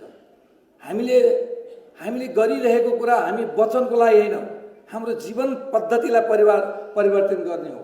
हामीले पढिरहेको कुरा त पढ्न त जसले पनि पढिरहेछ, खोलाको माछा खानुहुन्छ, पुराणको माछा खानुहुन्न भने जस्तो होइन। हामीले अनुसरण गरिरहेको धर्म, हामीले अनुसरण गरिरहेको सिद्धान्त, हामीले अनुसरण गरिरहेको जुन हाम्रो संस्कार छ, त्यसको अनुसरण अनवरत रूपमा भइरहोस् भन्ने नै सायद यो स्वजागरण अभियानको मूल उद्देश्य हुनुपर्छ। यहाँलाई थाहा होला, टोनी हेगन भन्ने प्रसिद्ध जोग्राफर हुनुहुन्थ्यो। नेपालमा लामो समय बस्नुभयो, स्विजरल्यान्डको हुनुहुन्थ्यो। उहाँले 2013 सालतिर नेपालको चिनारी भनेर एउटा किताब लेख्नु भएको छ। त्यो चिनारी भन्ने किताबमा के लेख्नु भएको छ भने, नेपालको जनसङ्ख्या धर्मको आधारमा विभक्त गर्दै जाने हो भने एक दिन नेपालमा यो जातीय द्वन्द्व र धर्मको द्वन्द्व हुनेछ, जो ज्यादै खराब हो, यो मेटाउनुपर्छ भन्नुभयो। तर हाम्रा नीति निर्माताहरूले कहिले पनि त्यस कुरालाई हेर्न सकेनन्, जसको कारणबाट हामी अहिले एउटा विकराल स्थितिमा आइसकेका छौँ। पूर्व वक्ताहरूले धेरै कुरा भनिसक्नु भएको छ, यहाँहरूलाई थाहै होला। धर्मको आधारमा राज्य हुँदैन। संविधानवादको सिद्धान्त हामीले पनि पढेका छौँ। संविधानवाद पढाइरहँदा, हामीलाई झुक्क्याइरहँदा हामी भनिरहेका छौँ धर्मनिरपेक्ष लेखिनुपर्छ भनेर भनिएको छ। तर यहाँहरूलाई थाहा होला, संसारमा 114 राष्ट्रहरू इसाई धर्मावलम्बी तर्फ अग्रसर भइरहेको र 57 राष्ट्र इसाई धर्मावलम्बी छन्। 33 राष्ट्र इस्लामिक छन्, 9 राष्ट्र बौद्धिक छन् र एउटा मात्र यहुदी राष्ट्र चाहिँ सायद इजरायल छ होला। यसो भनिरहँदा तपाईँहरूलाई थाहा होला, टोनी हेगन भन्ने बेलायतको टोनी ब्लेजर भन्ने बेलायतको प्रधानमन्त्री हुनुभयो। उहाँ प्रधानमन्त्री भइसकेपछि उहाँ प्रोटेस्टेन्ट धर्ममा हुनुहुन्थेन र उहाँले चाहिँ नि अवलम्बन गरिरहेको धर्मलाई बमोजिम त्यहाँ शपथ खान मिलेन र प्रोटेस्टेन्ट बनेर धर्म खाएर प्रधान न्यायाधीश हुनुभयो। त्यो प्रजातन्त्रको जननी भएको राष्ट्रमा पनि त्यस्तो भएको छ। त्यस कारणले हामी हिचकिचाउनु पर्दैन। म गर्वले भनौँ म हिन्दू हो भन्ने कुरा सबैको मुखमा, सबैको आवाजमा, सबै कर्मबाट यसमा निश्चित हुनुपर्छ भन्ने मलाई लाग्दछ। त्यसैले के हो भने आफ्नो आफ्नो धर्मअनुसार, आफ्नो आफ्नो संस्कारअनुसार राज्यका अङ्गमा भएका उच्च तहमा बसेका नीति निर्माताहरूले त्यो धर्म र संस्कारलाई नभुलिकन, संविधानमा पनि लेखिएको छ आफ्नो धर्म र संस्कारलाई कसैले मास्न पाइन्न, धर्म परिवर्तन गर्न पाइन्न भनिएको छ। तर त्यसो भन्दै गएर अरूको अन्धाधुन्ध अनुसरण मात्र गरिएको छ। हाम्रो वास्तविक धर्म के हो अझ पनि हामीले साना साना कुराहरूलाई छोडिरहेका छौँ। आज यस सभा मार्फत म एउटा आग्रह गर्न चाहन्छु, नेपालमा कुनै पनि उच्च नीतिका त्यो चाहिँ नि राजनीतिक सेवाका हुन् अथवा जङ्गीका हुन् अथवा निजामतीका हुन्, जुनसुकैले पनि केही वर्ष अगाडिसम्म जहिलेसम्म यो निरपेक्ष धर्मनिरपेक्षता भनेर लेखिएन त्योभन्दा अगाडिसम्म त्यो पोलिसी मेकरहरूले शपथ गर्दाखेरिमा हरिवंश पुराणलाई हातमा लिएर शपथ ग्रहण गर्नु पर्थ्यो। म स्वयंले त्यसरी शपथ ग्रहण गरेको छु र त्यो हरिवंश पुराण लिएर शपथ गरिरहँदा उसले आफ्ना सन्तति, उसका बालबच्चा र उसको कुरालाई स्मरण आउँथ्यो। अमेरिकामा तपाईँले देख्नुहोला, अस्ति उपराष्ट्रपतिले शपथ ग्रहण गर्दाखेरिमा गीतालाई हातमा लिएर गर्नुहोला। हामीले किन मार्छौँ? आजैबाट सरकारका नीति निर्माताहरूलाई म भन्न चाहन्छु, शपथ ग्रहण गरिरहेको कुरा खेलचाक्री होइन, यो भन या यो नभन भन्ने विषय होइन। अबदेखि त्यो हाम्रो संस्कार, हामीले अवलम्बन गरेको संस्कार र सनातनदेखि ल्याइएको हाम्रो जुन धर्म थियो त्यो राखेर शपथ ग्रहण गर्ने कार्यक्रम हुनुपर्छ। मैले यति चाहिँ मागिराखेको छु र आफ्नो आफ्नो धर्म होला, पहिलेदेखि होला उहाँले पनि आफ्नो धर्मअनुसार राख्न पाउनु होला। त्यसैले कुरा के हो भनेदेखि हामी कतै कतै थिचिएका छौँ, कतै कतै मिचिएका छौँ, कतै कतै अनुचित लोभमा फँसेका छौँ, कतै कतै हामी लोभी पनि भएका छौँ, कतै कतै पापी पनि भएका छौँ। अझ त्यसको सृजना, त्यसको जग संविधानको धर्मनिरपेक्षता भन्ने शब्दबाट यसलाई अरू मुखरित गरिदिएको छ। त्यसैले यो धर्मनिरपेक्षता भन्ने शब्दबाट हामीलाई विद्रोह, हामीलाई सङ्कुचन होइन कि त्यहाँ हाम्रो पम्पलेटमा एउटा लेखिया रहेछ, उहाँ कल्याण पुनिसाजीहरू आउनुभएको थियो। मैले भने यो धर्मनिरपेक्षतालाई डाँडो कटाउँ भनेर लेख्नु भएको रहेछ। यसो ठाउँमा धर्मनिरपेक्षतालाई अस्वीकृत गराउन त यसो लेखेको कसो होला भनेर मैले भने। तर आज मलाई के अनुभूति भइरहेको छ भनेदेखि साँच्चै नै धर्मनिरपेक्षताको कारणबाट हाम्रो संस्कार मासिएको छ, हाम्रो संस्कृति मासिएको छ, हामीले पालना गरेको हाम्रा रीतिरिवाजहरू समाप्त भएको छ भने त्यो हामीलाई चाहिँदैन। त्यति नै मात्र हाम्रो आग्रह। त्यसैले म विद्यार्थी कालमा अति विद्रोही पनि थिएँ। पञ्चायतलाई प्रजातन्त्र भनेर कहिल्यै मान्न सकिनँ। त्यसबापत जेल नेल खाएको छु। मैले अहिले 60-70 हजार पेन्सन पाउँछु। यो कुरामा सचेतता यदि नीति निर्माताहरूमा, सरकारमा बस्नेहरू गर्दैन भने पेन्सन छोडिदिन तयार छु, तर मेरो संस्कार र धर्म। त्यसैले म उत्तेजित पनि हुन चाहँदैन। हाम्रा धर्ममा छन् अक्रोधेन जयत क्रोध भन्ने सिद्धान्तहरू हामीभित्र छन्। हामी यी क्रोधीहरूलाई, यी लोभीहरूलाई, यी पापीहरूलाई हामी हाम्रो संस्कारबाट, हाम्रो संस्कारको जागरणबाट हामी यिनीहरूलाई जित्न सक्छौँ। यहाँलाई थाहा होला, बातुकेवा भन्ने मलेसियामा एउटा गुफा छ जहाँ श्रीमद् भागवत, जहाँ रामायण र महाभारतको सबै वर्णनहरू यो सिंहदरबारमा कुदिएर बसेको छन्। शासकहरू लोभी पापी भएकै कारणबाट त्यहाँबाट हिन्दूहरू विस्थापित हुनु परेको। तपाईँहरूलाई थाहा होला, मालदिप्स भन्ने यस्तो राष्ट्र थियो जो पूर्ण बौद्धिक राष्ट्र थियो। त्यो बेलाको चाहिँ नि इस्लामिकहरूले तिमीलाई यति करोड पैसा यति दिन्छौँ भनेपछि तिमी इस्लामिक बन भनेपछि अनिवार्य इस्लामिक बनाएर अहिले पनि तपाईँले देख्नुहोला तल बुद्धको मन्दिर छ, माथि चाहिँ बुर्जा छ। त्यसैले के हो भने कतै हामी मालदिप्स जस्तो हुन नपरोस्, कतै मिस्र जस्तो हुन नपरोस्, कतै सुडान जस्तो हुन नपरोस्, कतै हामीले जर्मन जस्तो पनि हुन नपरोस्। जर्मन त खोसिएको राज्य, सांस्कृतिक रूपबाट ती फलामका तगराहरूलाई भाँच दिएर एक हुन सके। त्यसर्थ के हो भने हामीले खोजेको हाम्रो राष्ट्र हो, यो प्यारो राष्ट्र हो। यो कार्यक्रम भइरहँदा हामीले भन्थ्यौँ मातृदेवो भव भन्थ्यौँ, मातृहरूको पूजा गर्नुपर्छ भन्छौँ। जहाँ नारीहरूको पूजा हुँदैन त्यहाँ देवता रमाउँदैनन् भनेर हामीले सुनेका थियौँ। अहिले यो मञ्चास एउटा पनि नारीलाई हामीले राख्न सकेनौँ। मैले पनि अलिकति दुःख व्यक्त गर्न चाहन्छु। तर ऋतु झाले हामीलाई दिएको जुन सङ्गीत छ, जुन उद्बोध छ, जुन अभिव्यक्ति छ, त्यो हामी सबैको लागि हो। उहाँ नै मातृदेव हो, उहाँ नै नारीको सर्वश्रेष्ठ हो भन्ने मलाई लाग्दछ। त्यो उहाँले अनुसरण गर्नुभएको छ। त्यसैले समयको अभाव छ। वादविवाद धेरै हुनसक्छ, जान्ने पनि धेरै हुनसक्छ, पढेको पनि धेरै हुनसक्छ, विद्वान पनि धेरै हुनसक्छ, योगी पनि ठुलो हुनसक्छ। तर अन्तस्करणमा ऊ आफ्नो धर्म र संस्कारप्रति कतिको अडिग छ, कतिको उसको कट्टरता छ, कति ऊ चाहिँ नि के भनेदेखि त्यसमा अडिन सक्छ। यसैमा चाहिँ निश्चित हामी आजको सभाबाट यो हिन्दू राष्ट्र स्व जागरण अभियानमा मलाई चाहिँ के लाग्छ भनेदेखि यति मात्र बुझौँ, यो अभियानलाई हामीले यदि साथ दिएनौँ, यो अभियानमा हामी सरिक हुन सकेनौँ, यो अभियानको उद्देश्य त हामी नजिकसित पहिचान हुन सकेनौँ भने हामी सबैले आफ्नो पहिचान गुमाउने अवस्था हुन सक्छ। त्यसैले यो जागरण अभियानलाई उच्च बनाऊँ, उच्च मनोबलका साथ अगाडि बढाउँ र यो अभियानलाई निरन्तरता दिउँ। यो अभियानले हामी सबैको कल्याण गर्छ। हामी असतोमा सद्गमयको सिद्धान्तमा हामी पुग्न सक्छौँ। हामी धर्मको रक्षा अथवा संस्कार र संस्कृतिको रक्षामा पनि हामी पुग्न सक्छौँ। त्यति मात्र होइन, यो राष्ट्रलाई बलियो बनाउन सक्छौँ, यो समाजलाई दरिलो बनाउन सक्छौँ, यो समाजलाई एकढिक्का बनाउन सक्छौँ। અહીં हाम्रो साहित्यमा धेरै कुरा आएको छ, म त्यसमा पुनरावृत्ति गर्न चाहँदैन। त्यसैले समयमा सक्नुपर्ने, समयमा काम गर्नुपर्ने जुन समय बलवान हो भनिएको छ, त्यो अनुसारमा संक्षेपीकरण गरेर यो अभिव्यक्ति टुङ्ग्याउन लागेको छु। म यति मात्र भन्न चाहन्छु कि हामीलाई गुमाउनु केही पनि छैन, कसैप्रति राग र देश लिनु पनि केही पनि छैन, तर हामीलाई नजिस्क्याउ। हामीले पालना गरिरहेको धर्ममाथि अनुचित लोभ, अनुचित पाप, अनुचित तर्क नगरियोस्। यति मात्रै चाहिँ आजको सारो हुनुपर्छ।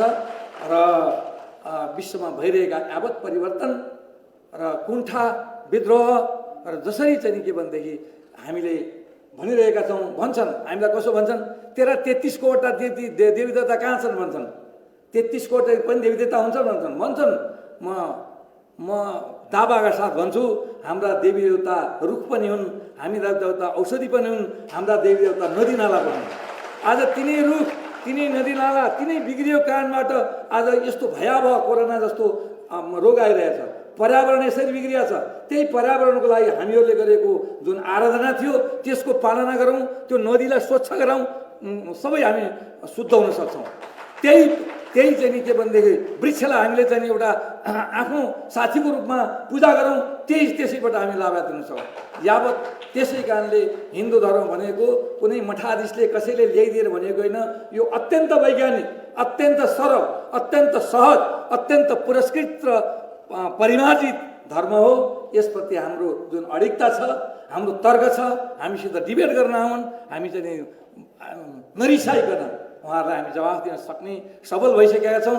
र यही जागरणका साथ जसै यो आयोजकले जुन कार्यक्रम गरेको छ उहाँलाई मुरी धन्यवाद दिँदै यस कार्यक्रमको सफलताका साथ हाम्रो जागरण अभियान सफल होस् भन्ने शुभकामना दिँदै बिदा हुन चाहन्छु। धन्यवाद।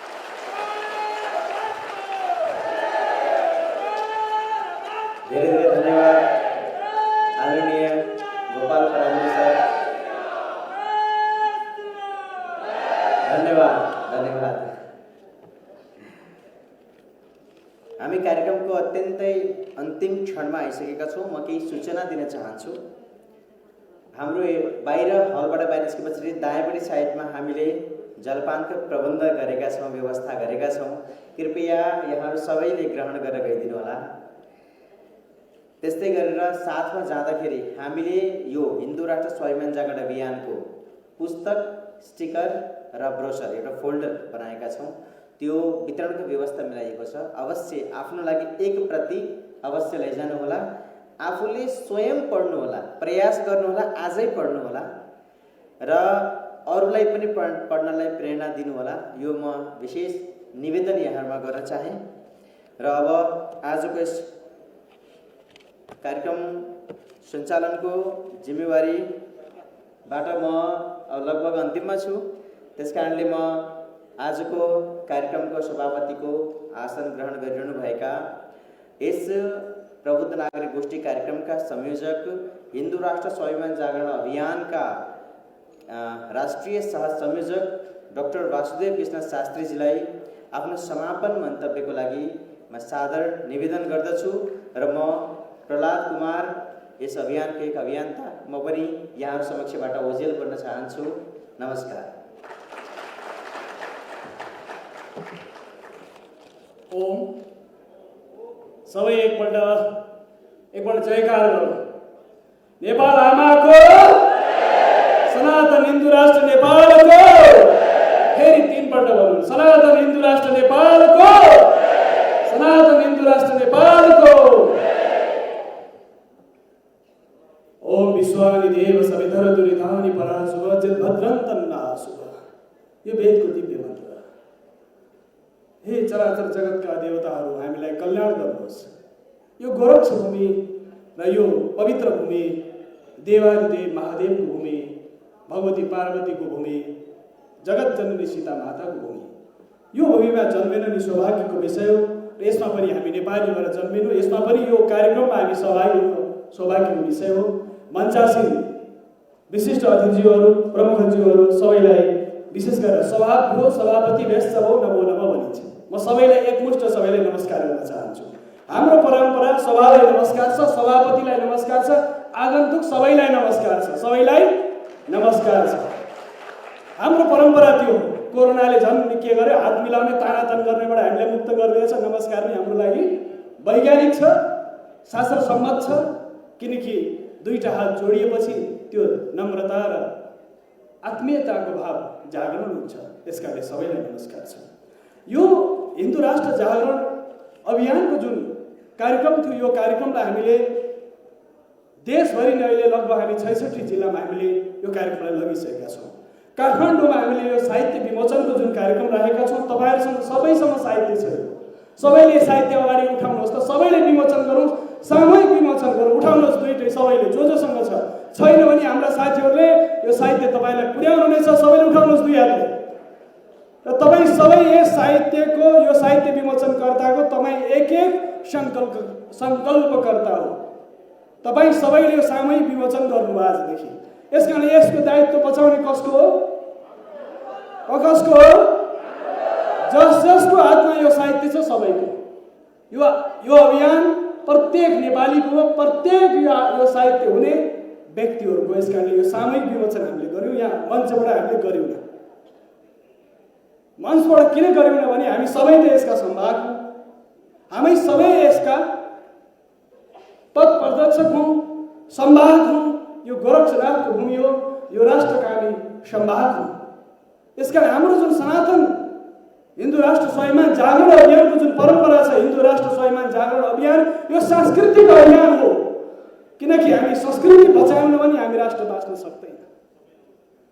संस्कृति, हिन्दू संस्कृतिले आज संसारभरि डङ्का पिटेको छ। हामी धर्मनिरपेक्ष भनेर खुइलिएर बसेका छौँ, थिचिएर बसेका छौँ, मिचिएर बसेका छौँ। यसकारणले आज हामी फेरि जाग्नुपर्छ।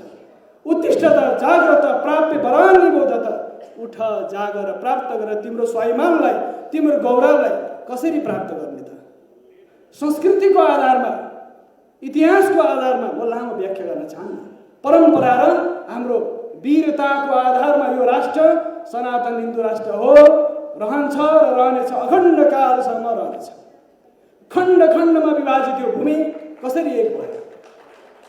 खण्ड खण्डमा विभाजित भूमि, यो हिन्दुत्व संस्कृति, हिन्दुत्व जीवन पद्धति, हिन्दू संस्कृति परम्पराले यो राष्ट्र एकीकृत भएको। यस कारणले बडा महाराज धीराज पृथ्वीनारायण शाहले भन्नुभयो, असली हिन्दुस्तान हो।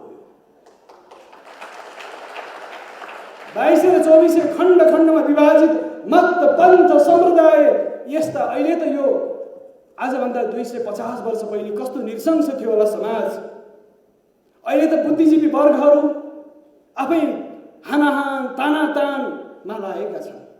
भिन्न भिन्न सङ्घ संस्थाहरू छन्, तर हामी प्रत्येक सङ्घ संस्थाका प्रबुद्ध व्यक्तिहरू हुनुहुन्छ।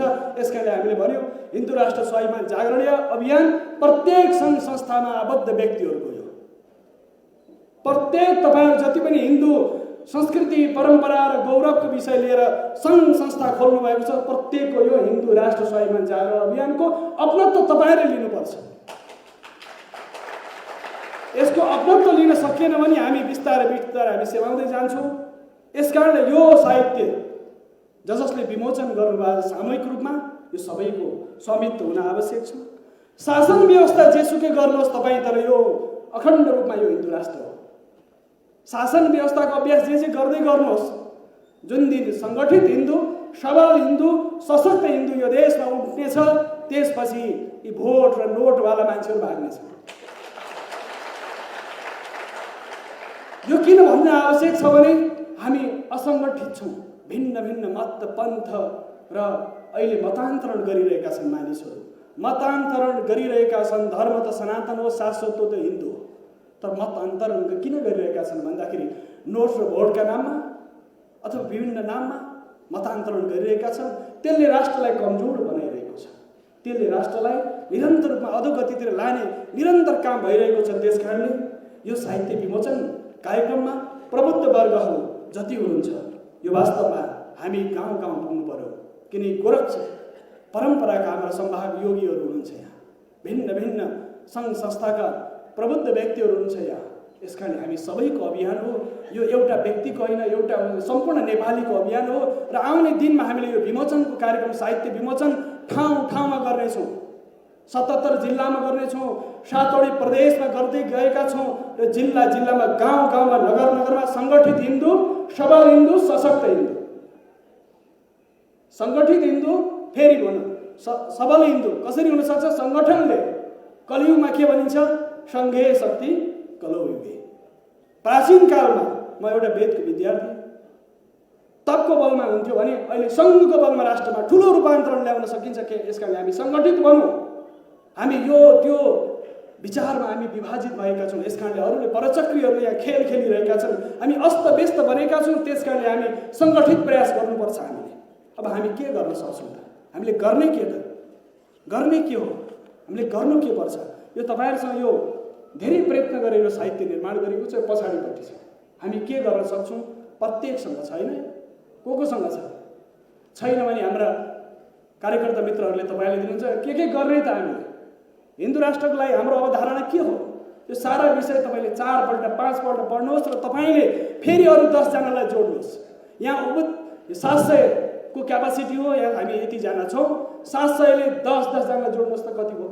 एकजनाले 10 जना जोड्ने प्रयास गरौँ र आजदेखि अभियान आजैदेखि सुरु गरौँ। आज यो पवित्र दिनबाट सुरु गरौँ।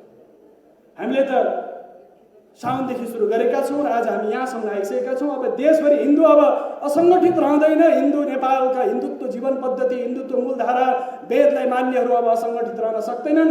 यदि हामी असङ्गठित रह्यौँ भने मार खानेछौँ हामीले मजाले। यस कारणले मार खाने विचार छ कि सङ्गठित हुने विचार छ, यो हामीले तय गर्नुपर्छ। म तितो भन्न चाहन्छु। यस कारण हामी सङ्गठित भयौँ भने हामी कसैले हामीलाई चलाउन सक्दैन, किनकि सङ्घीय शक्ति कलौयुगे। सङ्घको बलबाट हामी यो कार्य सम्पादन गर्न सक्छौँ।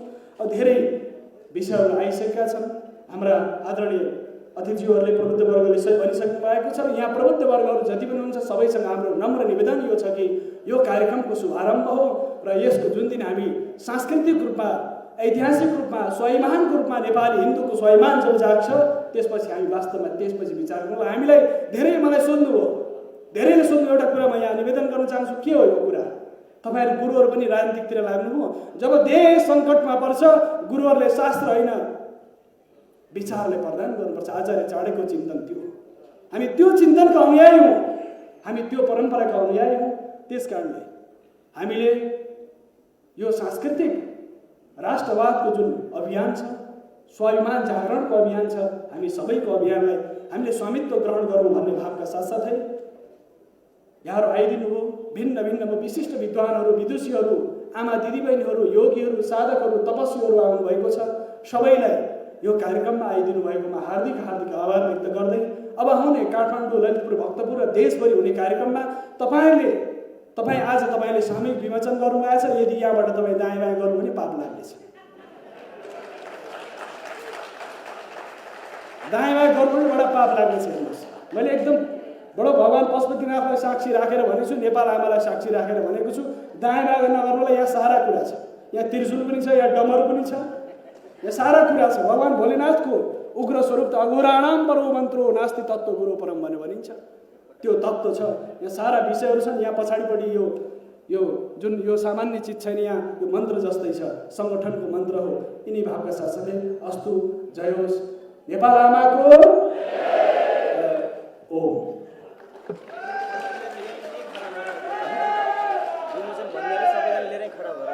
अब विमोचनको लागि हामी संयुक्त रूपमा सबैले मैले अघि सामूहिक गरेँ। एकपल्ट उठिदिउँ, सबैले उठिदिनुहोस् त, सबै उठिदिउँ। कार्यक्रम हामी समापनको अन्तिममा छौँ र सबैले उठेर यो साहित्य आफ्नो हातमा लिनु होला। सबैले साहित्य पाउनु भएको छैन भने सबै हाम्रा कार्यकर्ता मित्रहरूलाई भन्छु, सबैले यो साहित्य हातमा लिदिनुहोस्।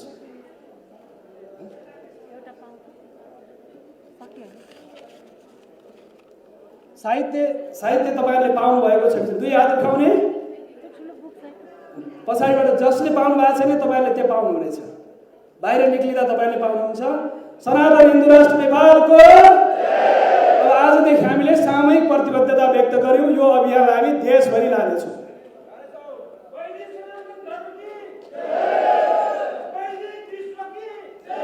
यसकारण अब हामी सबैलाई धन्यवाद भन्दै जलपानको हामीले व्यवस्था गरेका छौँ। जे छ जस्तो छ यहाँले जलपान ग्रहण गर्नुहोला र हामी सबैलाई हाम्रा सञ्चारकर्मीहरूलाई, सुरक्षाकर्मीहरूलाई, पत्रकार मित्रहरूलाई साथसाथै हाम्रा जति पनि विभिन्न सङ्घ संस्थाबाट आउनुभएका मातृशक्तिहरू आज यति धेरै उपस्थित हुनुहुन्छ, सबैलाई हार्दिक हार्दिक धन्यवाद भन्न चाहन्छु। सबैलाई, सबैको जय होस्, आमाहरूको जय होस्, बुवाहरूको जय होस्, सङ्गठनमा लाग्ने सबैको जय होस् र यो अभियान अगाडि बढाउने सबैको जय होस्। नेपाली सम्पूर्ण नेपालको जय होस्। ओम।